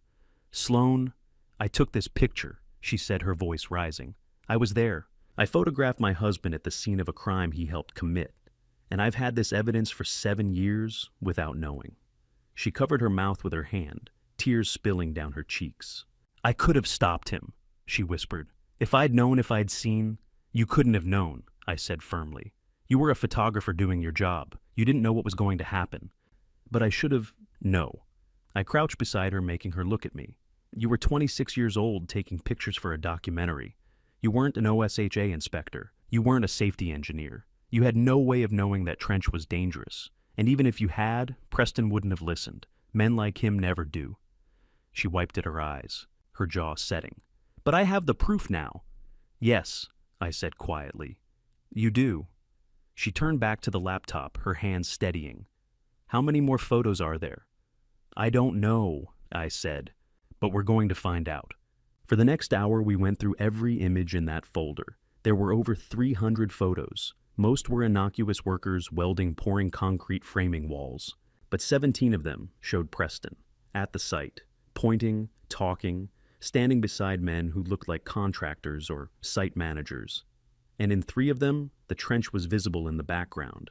The same trench that would collapse at 11:52 a.m., killing Thomas Sullivan and trapping Marcus Webb. Sloan saved each image to a new folder, labeled it evidence_2017, backed it up to 3 separate drives. We need to get this to Mitchell, she said, and to whoever's investigating the Whitmores. We will, I said, but first, we need to understand what we're looking at. These photos prove Preston was on site, but they don't prove he gave the order to ignore safety protocols. We need more. Then we'll find more. But Sloan said, her voice hard. Because if Preston was involved in this, if he helped cover it up, then he's not just a violent man, Dad. He's a killer. I didn't disagree. That afternoon I called Mitchell, told him what we'd found. He was silent for a long moment. Garrett, he said finally, if these photos are real, if the metadata holds up, this changes everything. This isn't just about your family anymore. This is corporate manslaughter. This is a federal investigation. I know, I said. I'll reach out to my contact at the Bureau, Mitchell said. But Garrett, you need to understand, once we open this door, there's no closing it. The Whitmores will come after you with everything they have. Let them come, I said, because my daughter had photographed her husband at the scene of a crime he'd helped commit. And she'd kept that evidence for 7 years without knowing. Now she knew, and now the Whitmores would pay. Before I reveal the fateful evidence Sloan kept for 7 years without knowing, please comment 10 below to let me know you're still following along with me. And please note, the following contains details reconstructed for storytelling purposes. If you want to stop, now is the time. They say a picture is worth 1,000 words. The 247 photos Sloan took that October day in 2017, they were worth 40 years in prison. That afternoon I called Mitchell. We need a digital forensics expert, I said. Now. I know someone, Mitchell replied. Give me 2 hours. By 3 o'clock, Mitchell arrived with Sarah Bennett, a digital forensics specialist he had worked with on corporate fraud cases. She was in her late 30s, dressed in jeans and a blazer, carrying a laptop bag and a hard drive the size of a brick. "Mr. Morrison," she said, shaking my hand. Mitchell briefed me. "You have photos that may be evidence in a 2017 construction accident. Just 247 of them," I said. Sarah sat up at the coffee table in the living room. Sloane sat beside her, pale but focused. I stood behind them, arms crossed. Mitchell paced, taking notes on a legal pad. Sarah plugged in the hard drive, opened Sloane's photo archive, and got to work. For the first hour, she said almost nothing. Just click-scrolled, cross-referenced metadata against GPS coordinates, checked timestamps, examined edit histories. Finally, she sat back. "Good news," she said. "The metadata is intact. Every photo has GPS coordinates that match the Seaport District construction site. The timestamps are sequential and consistent. And there's no evidence of editing, no Photoshop, no filters, no alterations. These are original files straight from the camera." Sloane exhaled, her shoulders sagging with relief. "Which means," Sarah continued, "they're admissible as evidence. If you wanted to take these to court, they'd hold up." Mitchell nodded, scribbling notes. "Good. Now let's figure out what they show." We spread printed copies across the coffee table. 247 images. Most were innocuous workers welding pouring concrete framing walls. But 17 showed Preston, and those 17 told a story. Photo 47. Preston standing with 3 men in suits, investors maybe, or executives. Behind them, the trench, 10 feet deep. Steel plates lining the sides, but no horizontal shoring, no supports, a violation of OSHA regulations. Photo 89. A close-up of the trench entrance. In the background, barely visible. 2 safety signs lying on the ground. Someone had removed them. Photo 103, Dennis Kowalski. The site foreman arguing with Preston. Kowalski's body language was aggressive, arms spread, pointing at the trench. Preston's was dismissive arms, crossed face, impassive. Photo 156, taken at 10:52 a.m., workers descending into the trench. 1 hour before the collapse. Mitchell set down his pen. "This isn't just negligence. This is willful disregard for human life." Preston prioritized impressing investors over worker safety. Sloane stared at the photos, her face tight. He knew the trench wasn't safe, and he let them keep working. "Can we prove intent?" I asked. "Not with these alone," Mitchell said. "But combined with the OSHA report, failure to provide shoring, failure to conduct safety inspections, yes, this is corporate manslaughter." Sarah leaned forward. "There's one more thing. Photo 103, the argument between Preston and the foreman. If we can find Kowalski and get him to testify about what was said, that could be the smoking gun." I nodded. "We'll find him." Then Sloane froze. "Wait," she said quietly. "There's something else." She opened her laptop, navigated to a different folder. Not the documentary archive, her personal photos. "I didn't just shoot for work that day," she said. "I also took pictures for us, for Preston and me." She scrolled through images, casual shots, Boston streets, coffee shops, autumn leaves. Then she stopped. "Oh my God." On the screen, Preston sitting at a restaurant table, champagne flutes, 3 other men in suits laughing, toasting. Preston was smiling, not the polished, professional smile he wore in public, but a genuine grin, relaxed, celebratory. Sloane clicked on the image info. Date. Taken. October 12th, 2017, time 8:47 p.m. She opened her old journal, a small leather notebook she'd kept back then. Flipped to October 12th, 2017, her handwriting neat and careful.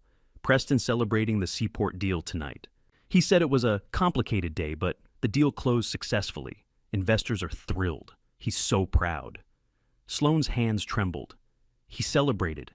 The same day 2 men died, he went to a restaurant, drank champagne, and celebrated over their bodies. Mitchell's face darkened. That's consciousness of guilt. He knew what happened, and he didn't care. Sloan closed the laptop, her jaw set. "We're taking him down. All of them." Mitchell pulled out 2 more documents from his briefcase. Settlement agreements. "I got these from the company's ethics committee files," he said. Thomas Sullivan's family received $1.85 million. Standard wrongful death settlement. He slid the second document across the table. Marcus Webb received $50,000. I stared at the number. $50,000 for what? "Personal injury," Mitchell said grimly. "Webb didn't die. He survived, but barely." He opened his laptop, pulled up a newspaper article from 2018, a small piece buried on page 6 of the Boston Globe. "Construction accident survivor speaks out." There was a photo. Marcus Webb, 28 years old, sitting in a wheelchair, paralyzed from the waist down. The article detailed his lawsuit against Whitmore Development, how the company had argued he violated safety protocols, how his case had gone nowhere, how he'd accepted a $50,000 settlement and a lifetime of disability. "They buried him," I said quietly. "They paid Sullivan's family to keep quiet, and they buried Webb under legal fees and victim blaming." Mitchell nodded. "Webb is still alive, lives in Roxbury, works part-time at a community center." Sloan's voice was steel. "We need to find him. We need to find both families." "We will," I said. "But first we document everything, every photo, every timestamp, every piece of evidence. Because when we go after the Whitmores, we're going to make sure they can't wriggle out of this." That night we worked until 2 in the morning, printing photos, cross-referencing timestamps, building a timeline of October 12th, 2017, 9:47 a.m. Preston at the site with investors. Trench visible, no shoring. 10:52 a.m. workers entering the trench. 11:52 a.m. trench collapse. Thomas Sullivan killed instantly. Marcus Webb trapped for 45 minutes. 8:47 p.m. Preston celebrating at a restaurant. 247 photos. 1 dead, 1 paralyzed, 1 man celebrating, and my daughter who'd carried the evidence for 7 years without knowing. Now she knew, and now the Whitmores would pay. There are doors that change your life forever. 247 Ashmont Street, a modest triple-decker in Roxbury, was one of them. Mitchell had found Catherine Sullivan after 4 days of digging through property records and mail forwarding databases. She'd moved here from Dorchester 2 years after the accident. A quiet shift deeper into Boston's working-class neighborhoods, where rent was cheaper and memories less sharp. The house sat on a narrow street lined with maples shedding their last October leaves. The kind of block where everyone knew your name and no one asked too many questions. I parked the F-150 half a block away, and Sloan sat beside me in silence, her laptop bag heavy on her knees. "You ready?" I asked. She nodded, but her hands were shaking. "What if they hate me?" "They might." I didn't lie to her. "But we're not here to make excuses. We're here to tell the truth." The door opened before we knocked. A young man stood in the doorway, early 20s, broad shoulders, sandy hair, cut short, wearing a Bunker Hill Community College engineering sweatshirt. His eyes locked onto Sloan, and his jaw tightened. "You're the wife," he said flatly, not a question, an accusation. "Connor." A woman's voice came from inside, tired but firm. Catherine Sullivan stepped into view, behind her son, a slender woman in her 40s with lines around her eyes that hadn't been there 7 years ago. She put a hand on Connor's shoulder. "Let them in." Connor didn't move. "Mom, you don't have to," I said. "Let them in." Catherine's voice carried the weight of a woman who'd made too many compromises and wasn't going to make another one. Connor stepped aside, still glaring. The living room was small, clean worn. Faded floral wallpaper, a sagging couch with a crocheted Afghan, a coffee table cluttered with Connor's textbooks, statics, and dynamics. Materials science and a stack of bills held down by a coffee mug. On every wall, photos Thomas Sullivan in a hard hat grinning. Thomas with his arm around Catherine on a beach. Thomas hoisting a toddler Connor onto his shoulders. A shrine to a man who should still be here. Catherine gestured to the couch. "Sit." We sat. Connor remained standing, arms crossed, blocking the doorway like a sentry. Sloan set her laptop bag on the floor but didn't open it yet. I leaned forward, elbows on my knees, and met Catherine's gaze. "Mrs. Sullivan, my name is Garrett Morrison. This is my daughter Sloan. I know you don't owe us anything, not your time, not your trust, but we need you to hear what we found." Catherine's expression didn't change. You're the carpenter. I saw you on the news. Your son-in-law hit you at some fancy party. Her eyes flicked to Sloan. And you're married to Preston Whitmore. Sloan said quietly. I'm filing for divorce. Good. Catherine's voice was flat. Doesn't change what happened. No, it doesn't, I said. And nothing we say will bring Thomas back. But what we found might give you something the Whitmores took from you 7 years ago. Connor spoke from the doorway. What money? They already paid us off, made Mom sign a paper saying we'd shut up and go away. An NDA, I said. A non-disclosure agreement. They gave you $1.85 million to stay silent. Catherine's laugh was bitter. $1.85 million sounds like a lot, doesn't it? After taxes, legal fees, funeral costs, it was closer to $1 million. I put half in a trust for Connor's college. The rest gone. Medical bills for my mother, mortgage, groceries, car repairs. You know what a dead husband's life insurance pays when the company calls it an accident? $500,000. The rest came from Whitmore Development. And they made damn sure we knew it was a gift, not an obligation. She looked at Sloan. Your husband's lawyers told me if I ever talked about it, they'd take every dollar back and sue me for breach of contract. So, yeah, we shut up. Sloan's face had gone pale. I didn't know. I swear I didn't know, Connor cut in. You were there. You were at that site. I saw your name in the OSHA report, photographer on scene for documentary project. You saw what they were doing. I saw workers, Sloan said, her voice breaking. I saw construction. I didn't know.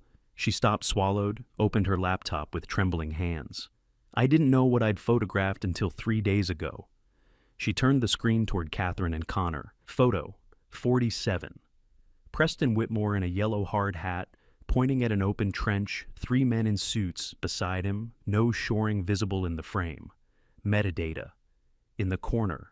October 12th, 2017, 9:47 a.m. Catherine stared at the screen. Connor took a step closer. That's 2 hours before the collapse, I said quietly. Sloan was there filming a documentary on Boston's construction workers. She took 247 photos that day. She didn't realize what she had until we found the accident report. Sloan clicked to the next image. Photo 89 safety signs removed. Stacked against a fence. Photo 103. Dennis Kowalski. The site foreman gesturing angrily at Preston, face red finger jabbing the air. Photo 156 workers climbing into the trench. No protective equipment 1 hour before the collapse. Catherine's hand rose to her mouth. Connor sank into a chair. They told us it was an accident, Catherine whispered.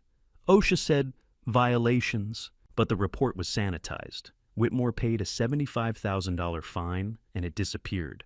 They told us Thomas made a mistake, that he shouldn't have been in the trench. He didn't make a mistake, I said. He was ordered into an unsafe excavation by a man who knew it was dangerous and didn't care. Connor's voice was rough. Dad called me that morning. I was in class freshman year at BCC. He left a voicemail. He pulled out his phone, scrolled, tapped.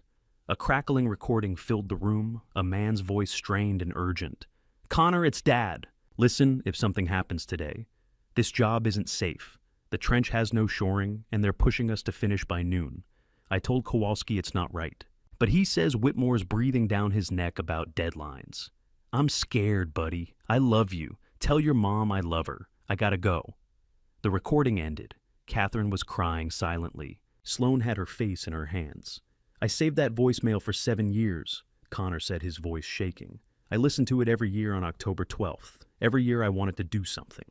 But Mom said the NDA would destroy us, so I did nothing. You're not doing nothing anymore, I said. We're going to break that NDA. We're going to take this evidence to the district attorney and the press, and we're going to make sure everyone knows Thomas Sullivan didn't die in an accident. He was killed by corporate negligence. Catherine looked up, tears streaking her face. They'll come after us. Whitmore has armies of lawyers. So do we, I said, and we have something they don't, the truth. Connor stood abruptly, disappeared into a back room. When he returned, he was holding a small cardboard shoebox. He set it on the coffee table, lifted the lid. Inside, wrapped in a faded Red Sox t-shirt, was a cracked Samsung phone. This was Dad's work phone, Connor said. We found it in his locker after the accident. Battery was dead. I tried to charge it once, but it wouldn't turn on. I kept it anyway. I reached for the phone, held it carefully. The screen was shattered spiderwebs. The case scuffed and dented, but the charging port looked intact. I pulled the cable from Sloane's laptop bag, plugged it into the wall, connected the phone. For 30 seconds, nothing. Then a faint vibration. The screen flickered, a pale green glow. The Samsung logo appeared, pixels struggling through the cracks. A progress bar, recovering data. Catherine leaned forward. Connor's breath caught. Sloane gripped my arm. The screen stabilized. Lock screen, date October 12th, 2017. Battery icon 8%. Notification badges. 3 missed calls, 7 unread messages. I looked at Catherine. Mrs. Sullivan, would you give us permission to recover the data on this phone? She nodded, unable to speak. I set the phone gently on the table, still charging, still glowing. Somewhere in that broken device were text messages, call, logs, maybe even recordings, evidence that had been sitting in a shoebox for 7 years waiting. And Preston Whitmore had no idea we just found it. Death is final, but sometimes survival is crueler. Marcus Webb survived the trench collapse that killed Thomas Sullivan. What he didn't survive was the Whitmore family's determination to erase him from the story.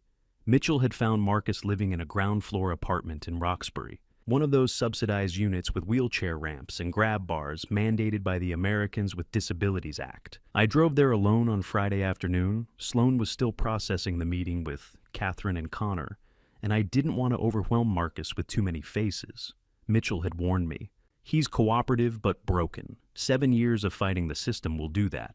The building was a low brick complex tucked between a laundromat and a corner store, the kind of place where people kept their heads down and their business to themselves. I found Unit 3A at the end of a dimly lit hallway that smelled faintly of disinfectant and microwaved dinners. I knocked twice. Footsteps. No. The hum of an electric wheelchair. The door opened, a crack chain still fastened. A man's face appeared in the gap, gaunt, hollow-eyed, stubble shadowing a jaw that had once been strong. 35 years old, Mitchell's file had said, but Marcus Webb looked 50. "If you're from Whitmore's lawyers again," he said flatly. "I already signed everything. I got nothing left to give." "I'm not from Whitmore," I said. "My name is Garrett Morrison. I'm looking into the 2017 Seaport collapse, the one that killed Thomas Sullivan." His expression didn't change. "Thomas is dead. I'm the guy who didn't die. What do you want? To hear your story." He studied me for a long moment, then unhooked the chain. The door swung open. Marcus backed his wheelchair into the small living room, and I followed. The apartment was spare functional, a hospital bed in one corner, folded but ready. A small kitchenette with a lowered counter. Medical equipment stacked neatly against the wall, oxygen tank, shower chair, a tray of pill bottles. On the opposite wall, a corkboard covered in photographs. Marcus in a UMass Boston basketball jersey, mid-jump shot, grinning. Marcus with his arm around a young woman at a beach. Marcus holding a toddler. A life that had been. He wheeled to the center of the room, gestured to a sagging couch. "Sit if you want. I'd offer coffee, but I ran out 3 days ago, and disability doesn't hit till Monday." I sat. "I'm not here to make your life harder, Marcus. I'm here because the Whitmores destroyed my family too. Welcome to the club." A bitter smile flickered across his face. "Yeah. What did they take from you?" "My daughter's safety, her marriage. 5 years of her life living with a man who hit me in front of 400 people because I wouldn't bow down to his father." Marcus let out a low whistle. Preston Whitmore. I remember him. Slick suit, fake smile, always on his phone. He was the one running that site. "He was," I said, "and I think he ordered you and Thomas into that trench knowing it wasn't safe." Marcus's hands tightened on the armrests of his wheelchair. "You think I know? I was there." "Then tell me." He was silent for a moment, staring at the photos on the wall. Then he spoke, his voice flat and distant, like he was reading from a script he'd memorized long ago. "October 12th, 2017. We were digging a utility trench for the Seaport Development water, an electrical conduit 12 feet deep, running along the north perimeter. OSHA says any trench over 5 feet needs shoring metal supports to keep the walls from caving in. We didn't have any.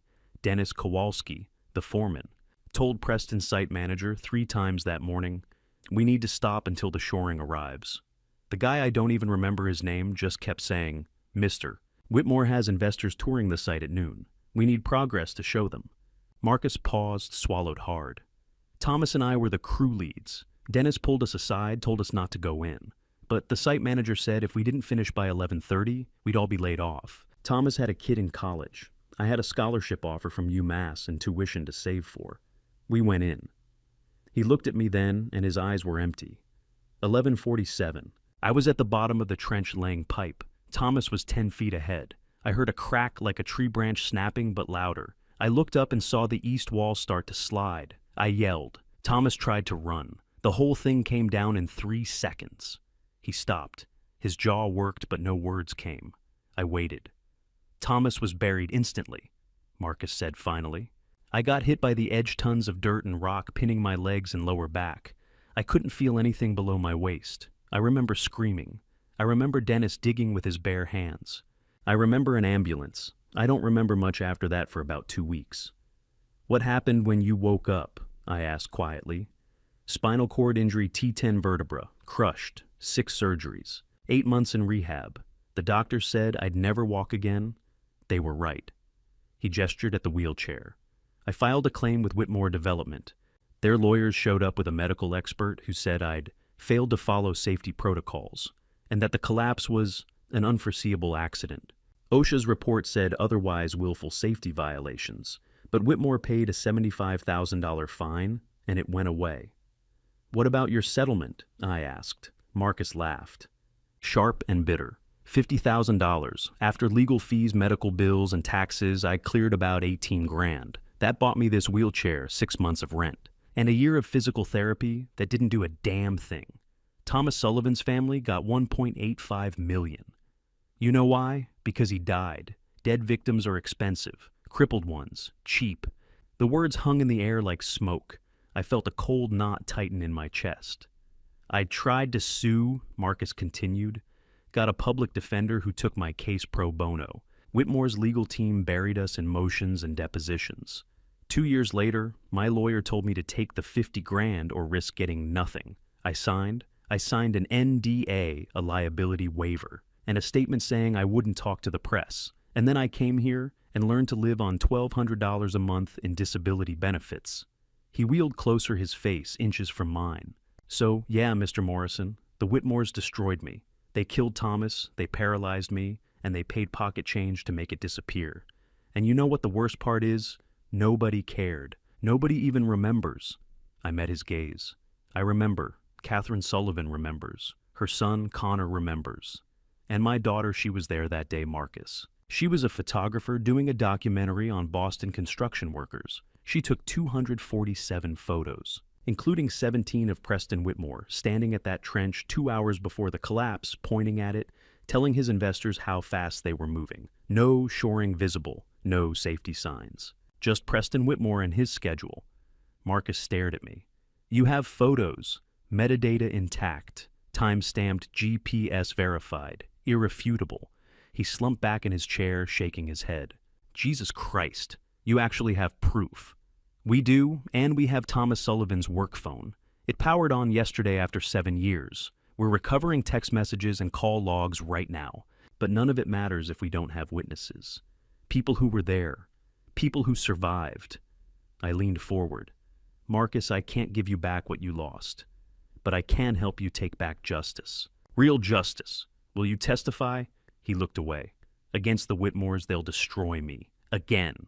"They already destroyed you," I said. "What more can they take? But this time, you won't be alone. Catherine Sullivan, her son, Connor, my daughter, we're all fighting. And we have evidence, not just words, proof. Preston Whitmore standing at that trench, knowing it wasn't safe." Yosta Marcus was silent for a long time, staring at the photograph on the wall himself in mid-jump shot, young and whole and full of future. When he finally spoke, his voice was hoarse. "I used to play basketball. I was good, really good. Had a scholarship offer from UMass. After the accident, I watched that dream die slower than Thomas did. Every morning I wake up and can't feel my legs. I remember the Whitmores did this. They did this and walked away." He turned to me. "All right, I'll testify. Not because I think it'll change anything, but because Connor Sullivan shouldn't have to fight alone. I stood, held out my hand. Marcus shook at his grip, weak but steady. "Thank you," I said. "Don't thank me yet," he replied. "You don't know what you're walking into." I left Marcus's apartment with a witness and a renewed fury, but I also left with a warning he gave me at the door. "Mr. Morris and the Whitmores don't play fair. Watch your daughter. When powerful people get cornered, they don't just attack, they annihilate." I should have listened more carefully, because the very next day, we would discover that Preston hadn't been sitting idle while we investigated. He'd been preparing a counterattack that would make everything we'd uncovered look like child's play. He'd been planning to destroy Sloane's credibility, her reputation, and her life, and he'd started building that plan 3 years ago. The best lies are built on a foundation of truth. Preston had 3 years to perfect his lie. We had 3 hours to dismantle it before he could deploy it. Carolyn Hayes called my cell at 7 Saturday morning, her voice tight with urgency. "Garrett, we found something during the warrant execution at Preston's office. You need to see this, now." I didn't wake Sloane.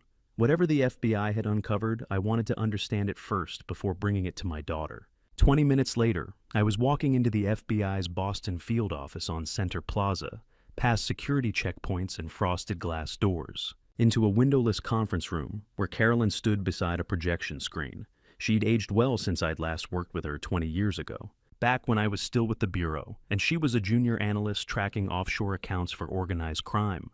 Now she ran financial crimes for the District Gray, threading through her dark hair. Reading glasses perched on her nose, the same sharp eyes that had once caught a mob accountant's single transposed digit in a 100-page ledger. "Garrett," she shook my hand, gestured to a chair. "I'm sorry to drag you in on a Saturday, but you need to see what your son-in-law had planned." "Former son-in-law," I corrected. "Good." She clicked a remote. The screen lit up with a scanned document, a private investigator's report dated March 2021. We executed a search warrant on Preston Whitmore's executive office Thursday, found a safe behind a framed sailing photograph, inside financial records, offshore account statements, and this. I leaned forward, reading. Surveillance report. Subject: Sloane Whitmore. Target: Adrian Foster, 35, freelance photographer and multimedia artist. Duration: March 15th to June 30th, 2021. My blood went cold. Carolyn clicked to the next slide's surveillance photos. Grainy telephoto shots of Sloane and a young man sitting at a cafe laughing over coffee, walking side by side on a city street, standing together in what looked like a photography studio, examining prints on a light table. Adrian Foster, Carolyn said.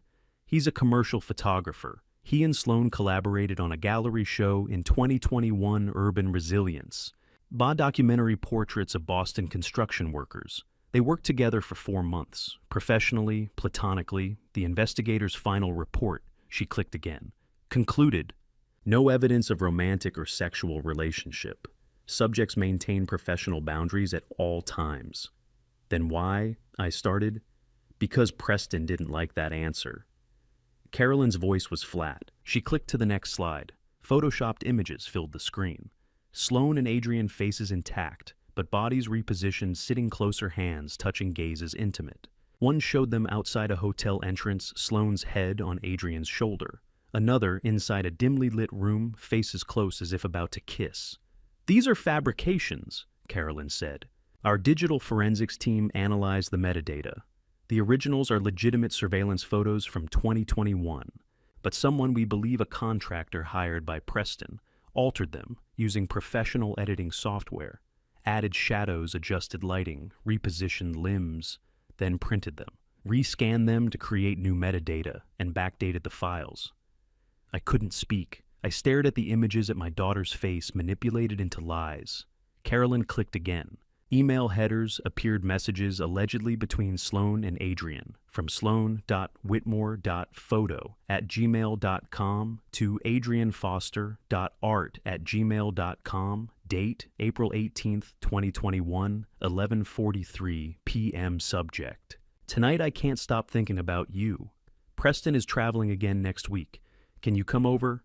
Another from adrianfoster.art@gmail.com to sloane.whitmore.photo at gmail.com. Date May 22nd, 2021, 2:17 a.m. Subject, no subject.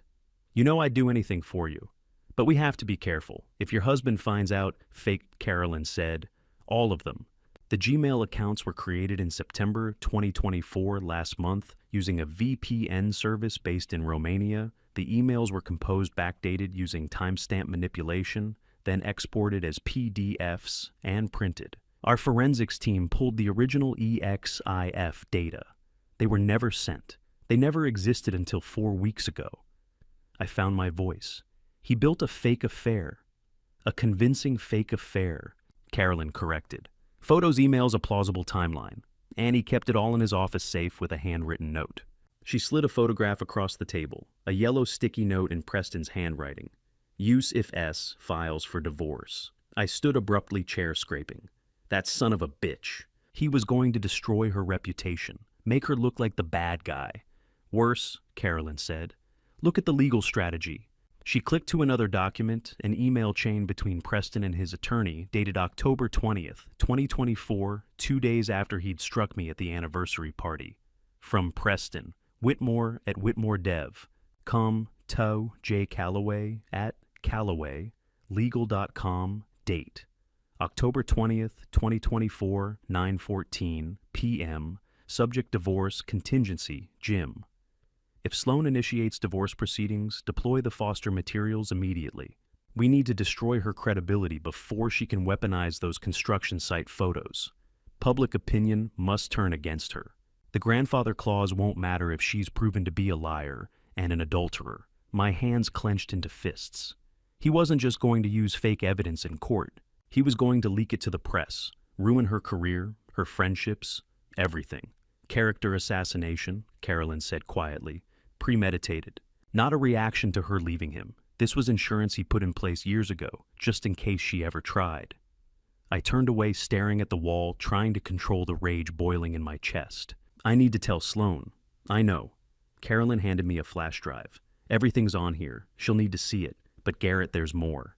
An hour later, I sat across from my daughter at the Morrison kitchen table, the flash drive between us like a live grenade.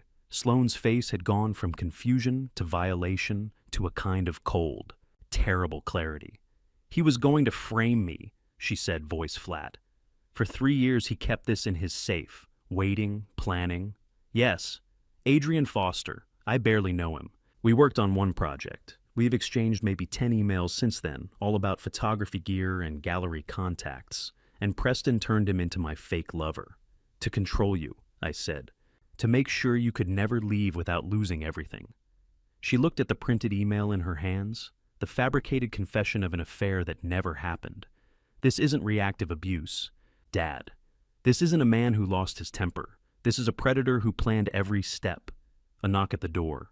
Carolyn Hayes stood on the porch, laptop bag over her shoulder. I'd called her from the truck, asked her to bring the rest. She set the laptop on the table, opened a file. There's one more thing. We found this in his browser history from 3 weeks ago. She turned the screen toward us. Search queries time-stamped October 15th, 2024, 3 days before the anniversary party. How to make fake affair evidence look real. Statute of limitations. Photoshop fraud. Can fabricated emails be used in court and then dated 5 days ago? October 28th, 3 days after Preston had struck me. Adrian Foster, current address, Cambridge, Massachusetts. Adrian Foster, daily schedule. How to hire someone discreetly. Boston. The blood drained from Sloan's face. I felt ice crawl down my spine. He wasn't just going to use fake evidence, I said slowly. He was planning to hurt Adrian Foster, for real, to make the affair look real. Carolyn nodded, her expression grim. We contacted Mr. Foster yesterday. He's safe. Doesn't even know Sloan outside of that 2021 project. But Preston doesn't know we found this. Sloan stood abruptly, chair clattering backward. What kind of monster did I marry?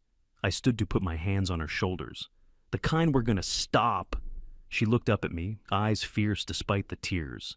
He was willing to destroy an innocent man, to hire someone to hurt him, to build a fake crime scene around his body, all to discredit me. Yes, What else is he capable of? Carolyn closed the laptop slowly. That's what we're going to find out, and I think the answer is going to be worse than any of us imagined.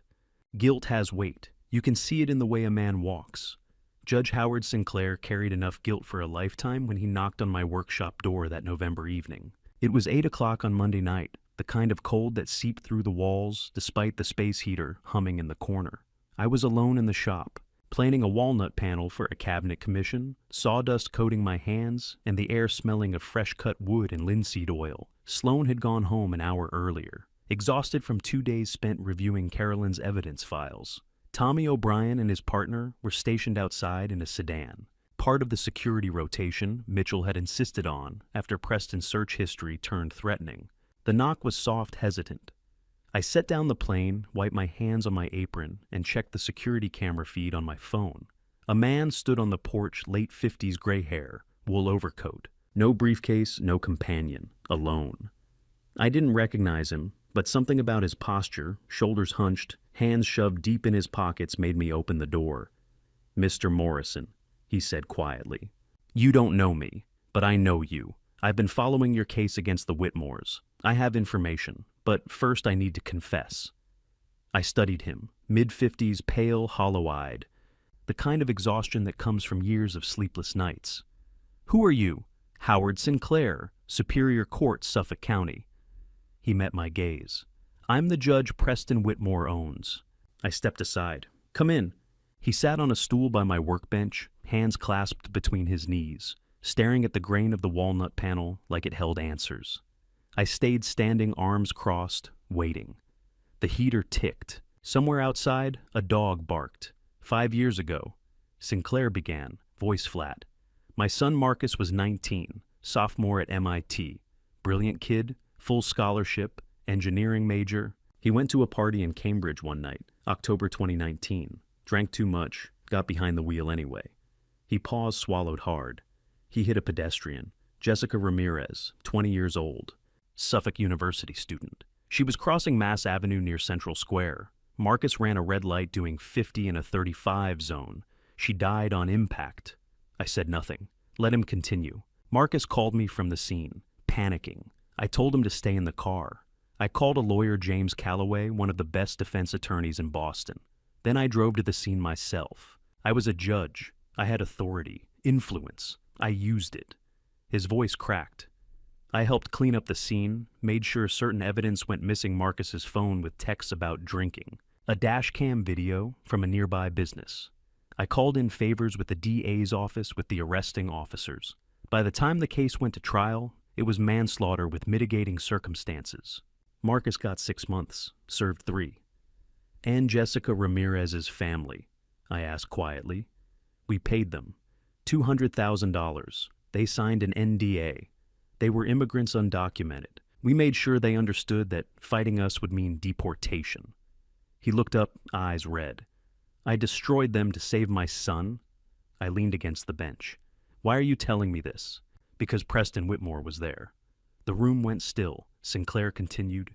"He was at a club 2 blocks from the accident. He saw Marcus leave the bar stumbling. He followed him. He watched the whole thing, the crash, my arrival, the cover-up. He didn't call the police. He recorded it. Cell phone video, photos, timestamps. And then he waited. "For leverage," I said. "Exactly." 3 weeks later, he called me, said he needed legal favors.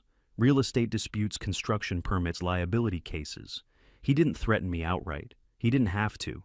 He sent me one photo, Marcus standing by his car, Jessica Ramirez's body on the pavement 20 feet away. The message was clear: help me or I send this to the state attorney general. Sinclair's hands trembled. For 5 years, every case involving Whitmore development that came through Suffolk Superior Court got favorable rulings. Not just mine, I influenced other judges. Called-in favors made sure the right people were assigned. Workers' comp claims dismissed. Safety violations settled quietly with minimal fines. Wrongful death suits, I buried them. "And Thomas Sullivan," I said. He nodded, face crumpling. "I had jurisdiction. The family's attorney filed in my court. I could have let it go to trial. I could have exposed the negligence. Instead, I pressured the plaintiff's counsel to settle, Told him the evidence was weak, that Whitmore's legal team would destroy them in discovery. The case never saw a jury. And Marcus Webb, same. I made sure his case was assigned to Judge Callahan, a colleague I knew would dismiss it on procedural grounds. Marcus Webb never had a chance. I felt a cold fury settle in my chest. How many cases? 17 over 5 years. Construction accidents, contract disputes, zoning appeals. All rigged, all because I was afraid Preston would destroy my son. Why now? I asked. Why confess? Sinclair stood slowly, pulled off his glasses, rubbed his eyes. Because I watched the video of Preston hitting you. I saw your daughter's face. I saw a man willing to commit violence in front of 400 witnesses because he believed he was untouchable, and I realized I helped make him untouchable. He looked at me, tears streaming. I have a granddaughter now. She's 20, the same age Jessica Ramirez was when my son killed her. I look at her, and I think, a man like me helped the kind of person who would kill a girl like her walk free. I can't change the past, Mr. Morrison, but I can stop Preston from using me to hurt anyone else. You know what happens if you testify, I said. You'll lose everything. Your position, your reputation, probably your freedom. I lost my soul 5 years ago, Sinclair said quietly. Maybe this is the only way to get it back. He handed me a flash drive, small and black heavy, with consequence. Everything's on here. Every case Preston manipulated through me. Every ruling I changed. Every legal barrier I removed. Dates, case numbers, email, correspondence. All of it. I closed my fist around it. This will destroy him. It should have destroyed him 5 years ago. Sinclair walked to the door, stopped, turned back. Mr. Morrison Preston Whitmore isn't just corrupt. He's patient, methodical. He's been building leverage against anyone who could hurt him for years. Judges, politicians, business rivals. If you're going to bring him down, you need to know this. He has files on everyone, and he won't hesitate to use them. He left, the door closed. I stood in my workshop, holding 2 pieces of evidence that could dismantle Preston's control of the legal system. But the judge's warning echoed.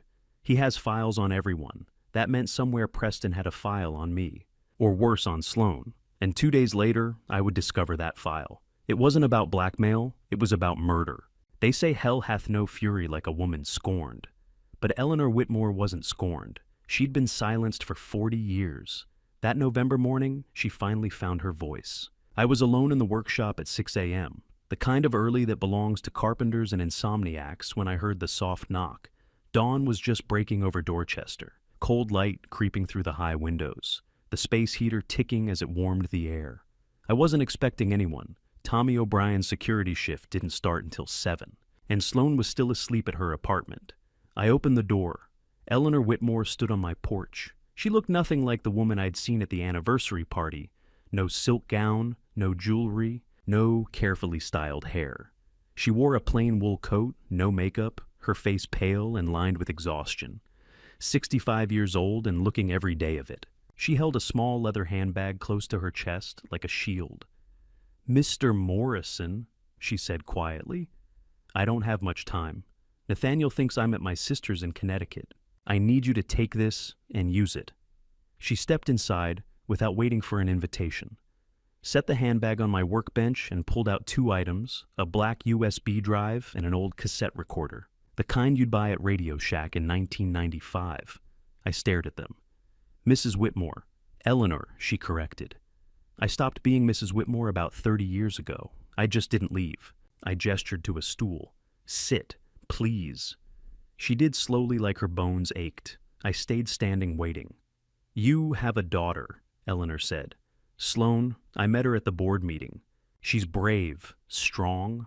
She stood up in a room full of men who wanted her to disappear, and she didn't flinch. She looked up at me, eyes red-rimmed. 40 years ago, I was her. Young, idealistic, in love with a man who promised me the world. I married into the Whitmore family, thinking I was marrying into security, into legacy. What I married into was a prison." She paused, hands folded in her lap. "Nathaniel hit me once, just once, 1987, 6 months after the wedding.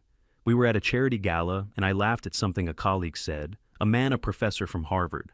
Nathaniel smiled at the party, charming as ever. But when we got home, he slapped me across the face and told me I'd embarrassed him. I felt my jaw tighten, said nothing. I didn't have a Garrett Morrison, Eleanor continued. I didn't have a grandfather clause. I didn't have a way out. My family was gone, parents dead, no siblings at the time. The Whitmores were all I had, so I survived the only way I knew how I became invisible, silent, obedient, a ghost in my own home. But you weren't completely silent, I said, glancing at the USB drive, a faint bitter smile. No. I started copying documents in 2004, financial records, wire transfers, emails Nathaniel left open on his study computer. He never thought I was smart enough to understand what I was looking at. But I'd been a CPA before we married. I understood perfectly.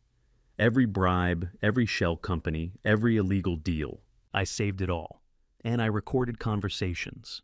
Dinners with politicians, phone calls with contractors, meetings in our living room where Nathaniel and Preston discussed how to bury lawsuits and silence whistleblowers. For 20 years, I asked. 20 years, she confirmed, waiting for the right moment. Why now? She looked at me, and for the first time, I saw tears. Because I watched Preston hit you. I watched that video. Everyone in Boston watched it. And it reminded me of the night Nathaniel hit me. The same arrogance. The same certainty that he could do whatever he wanted because no one would stop him. Her voice cracked. I saw Sloane's face in that video. I saw her standing there, choosing to fight instead of disappear. And I realized that's what I should have done. She stood pulled. The USB drive from her bag held it out. Preston is what Nathaniel made him. He learned cruelty, manipulation, entitlement, all from his father. I watched it happen. I stayed silent while Nathaniel turned our son into a monster. But I can stop them from doing to your daughter what they did to me. I took the drive. What's on here? Everything. 20 years of federal crimes documented meticulously. Dubai real estate deals in 2018. Money laundering through offshore accounts. A German acquisition in 2012, bribery of foreign officials. The River North rezoning in 2007, payments to city council members. Shell companies in the Caymans, wire transfer receipts, hush money payments from 2005 to 2024. It's all there. I stared at the small black rectangle in my palm. Eleanor, this is enough to put both of them in prison for decades. Why didn't you use it sooner? Her face crumpled. Because I was afraid. And because part of me still loved the man Nathaniel used to be. But that man died years ago. What's left is a monster who taught my son to be a monster. And I won't let them make anyone else suffer what I did. She turned to leave, then stopped at the door. Mr. Morrison, there's one more thing. In that recorder. I captured a conversation 3 months ago. Preston doesn't know. You should listen to it. It's troubling. What kind of conversation? I asked. The kind that makes me certain I made the right choice coming here. After Eleanor left, I sat alone in the workshop as dawn spread across Dorchester. I pressed play on the old cassette recorder. Static hissed. Then voices emerged, muffled but clear. Preston. I need it to look like an accident. Completely natural. Unknown voice. Car accident is cleanest. Cut the brake line. Sharp curve, rainy night. No witnesses. Preston. How long to arrange it? 8. Unknown voice. 2 weeks after you give the word. The recording ended. My hands were shaking. I checked the date stamp on the recorder. September 15th, 2024. 1 month before the anniversary party. Preston hadn't just planned to destroy Sloane's reputation. He'd planned to kill her. There's a special kind of evil in planning someone's death while still kissing them goodnight. Preston Whitmore had perfected that evil over the past 18 months. By noon Wednesday, Garrett Morrison's living room had become an impromptu command center. Carolyn Hayes sat at the coffee table laptop, open encrypted line to the FBI's Boston field office. Mitchell Brennan paced by the window, legal pad covered in notes. Sloane sat on the couch, pale and silent, clutching a mug of cold coffee she hadn't touched in an hour. I stood by the fireplace, Eleanor's cassette recorder in my hand, trying to find the words. Sloane, I said quietly, there's something you need to hear. She looked up. What? I set the recorder on the table, pressed play. Static hissed. Then Preston's voice filled the room. I need it to look like an accident, completely natural. Sloane's face went white. Car accident is cleanest. Cut the brake line. Sharp curve, rainy night. No witnesses. How long to arrange it? 2 weeks after you give the word. The recording ended. Sloane stared at the machine. That's Preston's voice. He's talking about killing someone. Her eyes snapped to mine. Dad, who? I knelt in front of her, took her hands. Sweetheart, he's talking about you. The world stopped. Sloane's breath caught. Her hands went ice cold. No, that's September 15th, I said. 1 month before the anniversary party. Eleanor recorded it. She gave it to me this morning. Sloane pulled her hands away, stood abruptly staggered to the window. Mitchell caught her elbow, steadied her. She shook him off, turned back eyes wild. He was planning to kill me. Before I could answer, Carolyn's phone buzzed. She answered, listened her expression darkening. Copy, send everything to my secure drive. She hung up, looked at us. FBI just finished executing the warrant on Preston's penthouse and office. You need to see what they found. She turned the laptop screen toward us. A scanned document appeared, a life insurance policy, MetLife logo, at the top. Insured Sloane Morrison, Whitmore policy. Amount $5 million, beneficiary Preston Whitmore. Effective date, April 12th, 2023. Annual premium, $8,000. 18 months ago, Carolyn said, he took out a $5 million policy on Sloane's life. She was 31, healthy, no risk factors. That premium is unusually high. He paid extra for accelerated underwriting, no medical exam required. Sloane's voice was hollow. I never signed that. You did, Carolyn said gently. Look at page 3. She clicked. Sloane's signature, clear and unmistakable, dated April 2023. He told you it was for estate planning, didn't he? Joint life insurance, standard for married couples. Sloane nodded slowly. He said it was smart financial planning, in case something happened to either of us. I signed a stack of papers that day, mortgage refinance, Will's power of attorney. I didn't read them all. Mitchell swore under his breath. I felt rage burning in my chest. Carolyn clicked to the next file. This is from Preston's laptop. Deleted files.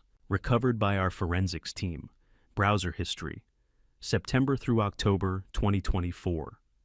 A list appeared. Undetectable poisons. Car brake failure causes drowning statistics versus suicide. Life insurance payout after accidental. Death. How long do accident death investigations take? Route 2. Cambridge accident statistics. Below the search history. A series of Google Maps screenshots, Route 2, west of Cambridge, a winding 2-lane road through wooded hills, red pins marking sharp curves, and photographs. Sloane's car, a silver Honda Accord parked outside her studio. Different angles, different days. Surveillance. Sloane turned away, hand over her mouth. Mitchell guided her back to the couch. There's more, Carolyn said quietly. She pulled up a scanned image, handwritten pages in a leather journal. They found this in a locked drawer in his office desk. October 1st entry. I read aloud, my voice shaking. S is becoming a problem. She asked about the Seaport financials yesterday. Too curious, just like Eleanor asking questions I can't answer. But unlike Eleanor S., won't stay quiet. She has Garrett backing her. That damn Carpenter always thinks he's smarter than everyone. I've tried controlling her, tried isolating her. Nothing works. The Adrian Foster setup proves she won't cheat even when unhappy. She's too moral, too principled. That's why she has to go. $5 million is more than fair compensation for 5 years of marriage. The anniversary party will be perfect cover public celebration while planning privately. Timeline 2 weeks after. November 4th. Route 2, rainy night brake failure. Quick clean. No one suspects a newlywed husband. They'll comfort me. Maybe I'll even cry at the funeral. The room was silent except for Sloane's ragged breathing. She reached for the laptop, read the passage again, tears streaming down her face. He was going to kill me, she whispered. Not in anger, not in passion. He planned it, like a business transaction. $5 million. That's all I was worth to him, dead. I moved to hold her, but she held up a hand. Wait, Dad. The anniversary party. October 18th. He hit you on October 18th. The realization crashed over her. He was supposed to kill me November 4th, but he lost control on October 18th and slapped you. The grandfather clause activated. Everything changed. The board meeting, the investigation, all of it. She looked at me, eyes wide with horror. If you hadn't put that clause in the prenup, if he hadn't hit you, I would have been, she checked the calendar on her phone. I'd be dead right now, 2 days ago. I'd already be dead. The silence was broken by Carolyn's phone. She answered, listened, her face hardening. Understood. Bring him in. She looked at us. They found the contractor, the man in Eleanor's recording, former Army demolitions expert dishonorably discharged for conduct violations. FBI has him in custody, and he's talking. What did he say? Mitchell asked. Preston paid him $50,000 up front, another $50,000 on completion. The plan cut Sloane's brake line, but not completely, just enough to fail on a sharp curve at high speed. It would look like mechanical failure. No criminal investigation, just an accident report. She paused.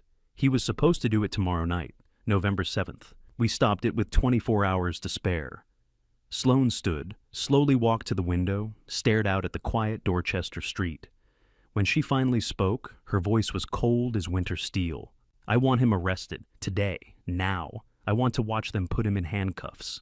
Justice doesn't always wear a blindfold. Sometimes she wears an FBI badge and Kevlar body armor. And on November 7th, 2024, she came for Preston Whitmore. The arrest, November 7th, 6 a.m. Carolyn Hayes let us watch from across the street, off the record, off the books. But she understood we needed to see this. Sloane and I stood on the corner of Federal Street at dawn, cold wind whipping off the harbor, as 3 black SUVs rolled up to the Whitmore Development Tower. 30 floors above us. Lights blazed in Preston's corner office. The FBI moved fast. Agents in tactical gear flooded the lobby. Shut down the elevators, swept the building floor by floor. 15 minutes later, the main doors opened. Preston Whitmore emerged in handcuffs, flanked by 2 agents still wearing last night's dress shirt, wrinkled and untucked. Cameras flashed. Reporters shouted questions. Preston scanned the crowd, and his eyes found Sloane. For 3 seconds they stared at each other across 50 feet of pavement. Then Preston's face twisted with rage. "You'll regret this," he screamed. "You'll never—" An agent cut him off, guided him into the SUV. The door slammed. The convoy pulled away. Sloane exhaled slowly, leaning into me. "Is it really over?" "Not yet," I said, "but it started." Across town, Nathaniel Whitmore's arrest was quieter. No cameras, no shouting. FBI agents knocked on the door of the Beacon Hill townhouse at 6:15 a.m. Nathaniel answered in a bathrobe, Eleanor standing silently at the top of the stairs, watching without expression as they led her husband away. The arraignment, November 8th, Suffolk County Court. Preston stood before Judge Margaret, no relation to anyone involved. Carolyn had assured us in an orange jumpsuit, hands cuffed, face pale and unshaven. The charges were read. Attempted murder, Sloane Morrison. Conspiracy to commit murder. Manslaughter, Thomas Sullivan. Obstruction of justice. Judicial corruption. Wire fraud. Bribery tied to Nathaniel's schemes. Preston's attorney, a high-priced Boston litigator named Richard Shaw, argued for bail. "Your Honor, my client is a respected businessman, a pillar of the community, no prior criminal record." The prosecutor stood. "Your Honor, the defendant hired a contractor to sabotage his wife's vehicle with intent to cause her death. He has access to offshore accounts totaling over $8 million. He is a flight risk and a danger to the community. The Commonwealth requests remand without bail." Judge Margaret didn't hesitate. "Bail denied. Defendant is remanded to federal custody pending trial." Preston's face in that moment showed the first crack. He'd believed money and lawyers could fix this. Reality was setting in. Nathaniel's arraignment was identical bail, denied, remanded to MCI Cedar Junction. The trial, February 2025. The trial lasted 3 weeks. Every day Sloane and I sat in the second row of the federal courtroom in Post Office Square, watching as the prosecution built their case brick by brick. Catherine Sullivan took the stand, holding Thomas's old lunchbox dented and faded. Her voice shook as she described the night he died. The settlement that silenced her, the years of watching Connor grow up without a father. Connor read his father's final voicemail to the jury. "If something happens today, this job isn't safe. I'm scared, buddy." 3 jurors wiped their eyes. Marcus Webb was wheeled to the witness stand, described the collapse in clinical detail. The crack, the slide, the crushing weight. Preston's attorney tried to discredit him. "Mr. Webb, isn't it true you violated safety protocols?" Marcus met his gaze. "I followed the foreman's orders." The foreman followed Preston Whitmore's orders. "If following orders to keep my job cost me my legs, whose fault is that?" The jury didn't look away. Sloane's testimony was the turning point. She presented the 247 photographs from 2017 metadata, verified each image projected on the courtroom screen. She read, Preston's journal entry, the plan to kill her. The timeline, the cold arithmetic. $5 million is more than fair compensation. Cross-examination was brutal. Shaw painted her as a vengeful ex-wife. "Ms. Morrison, isn't it true you stand to gain financially from this prosecution? The grandfather clause gave you 15% of—" "I'm not here for money," Sloane said, her voice steady. "I'm here because my husband planned to murder me and call it an accident. I don't hate him, Mr. Shaw. I'm just alive, and I intend to stay that way." Judge Sinclair confessed everything. He'd resigned from the bench before testifying, disbarred himself voluntarily. He detailed 5 years of judicial corruption, cases rigged, justice perverted. "I was complicit," he said. "I enabled a criminal enterprise to protect my son. I'm as guilty as Preston Whitmore, but at least I'm here to tell the truth."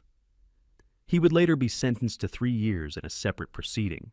Eleanor Whitmore was devastating, calm, precise. She authenticated every document on the USB drive, 20 years of offshore accounts, shell companies, bribery receipts. The prosecutor asked, "Mrs. Whitmore, why did you wait so long?"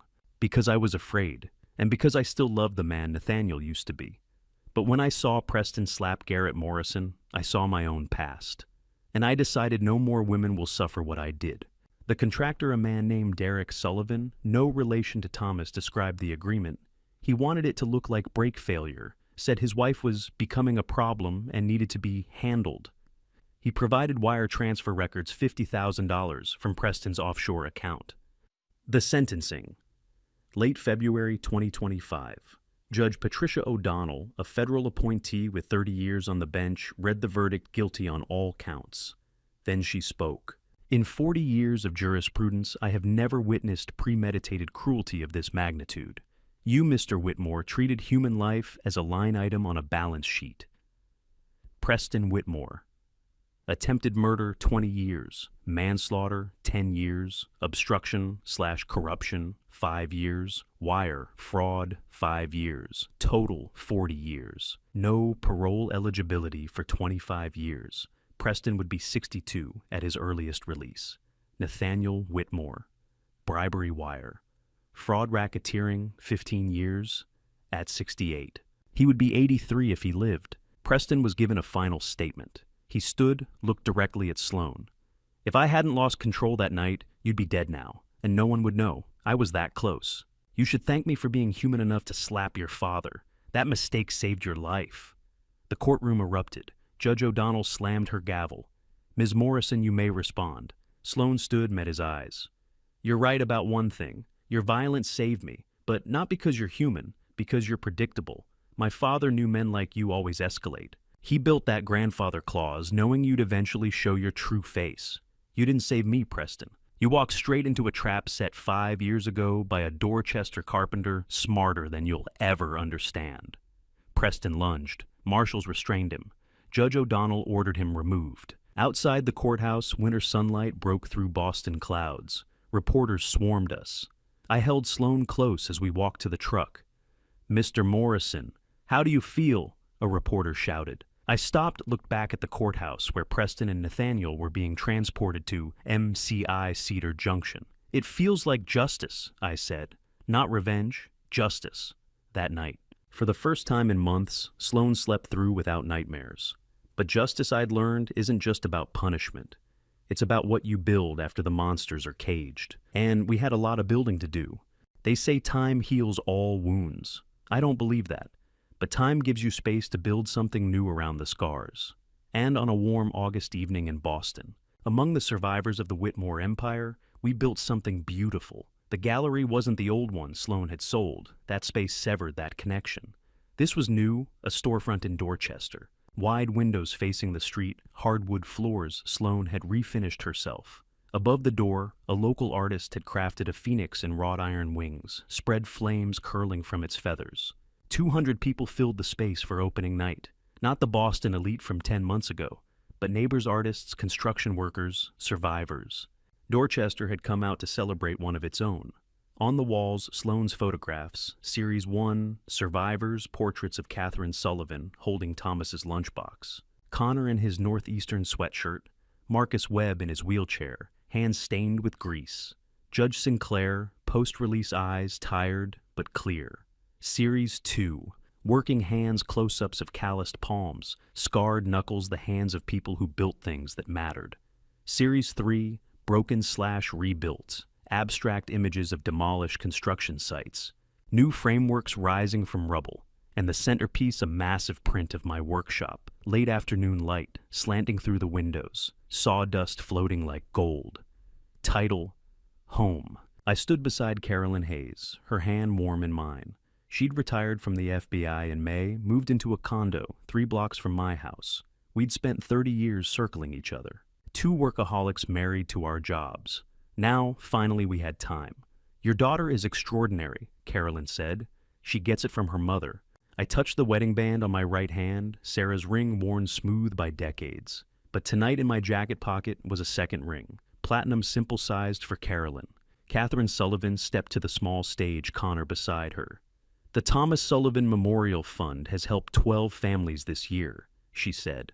Legal support, financial assistance, advocacy. Made possible by the renegotiated settlement from Whitmore Development, $3 million, and donations from Sloane's liquidated stake. Connor added, I'm starting my junior year at Northeastern, studying structural engineering. My scholarship is funded by this memorial. I'm going to build things that don't collapse. That's how I honor my dad. Applause filled the room. Marcus Webb rolled to the stage next his new wheelchair, gleaming under the lights. I'll never walk again, he said bluntly. But I can make sure no one else loses their legs for a paycheck. Safety First Boston launches next month, free safety inspections for construction sites. If you're a worker and something feels unsafe, you call us. We show up, no questions, no retaliation. More applause. I saw tears on faces around the room. I led Carolyn to the back room. On the work table sat a wooden box I'd spent 3 months building, walnut and cherry dovetail joints, hand-rubbed finish. Want to see something? I said. I opened the box, inside on a bed of silk. A platinum ring. Carolyn Hayes. We've known each other 30 years, loved each other for 20, even when we didn't say it. I'm 62 years old. I don't have time to waste anymore. Will you marry me? She looked at the ring, then at me, tears welling. You took long enough, Morrison. I slipped the ring on her finger. We kissed. The door opened. Sloane grinning, followed by half the gallery. They'd planned this. Applause and cheers filled the room. Back in the main space, Sloane took the microphone. This exhibition is called Reclamation. It's about taking back what was stolen, dignity, voice, future. Every photograph here is someone who refused to stay down. She paused, looked at me. With proceeds from tonight, we're establishing the Garrett Morrison Fund. Legal aid, financial support, and advocacy for victims of workplace negligence and domestic violence. Because justice shouldn't only belong to the wealthy. The room erupted. I couldn't speak.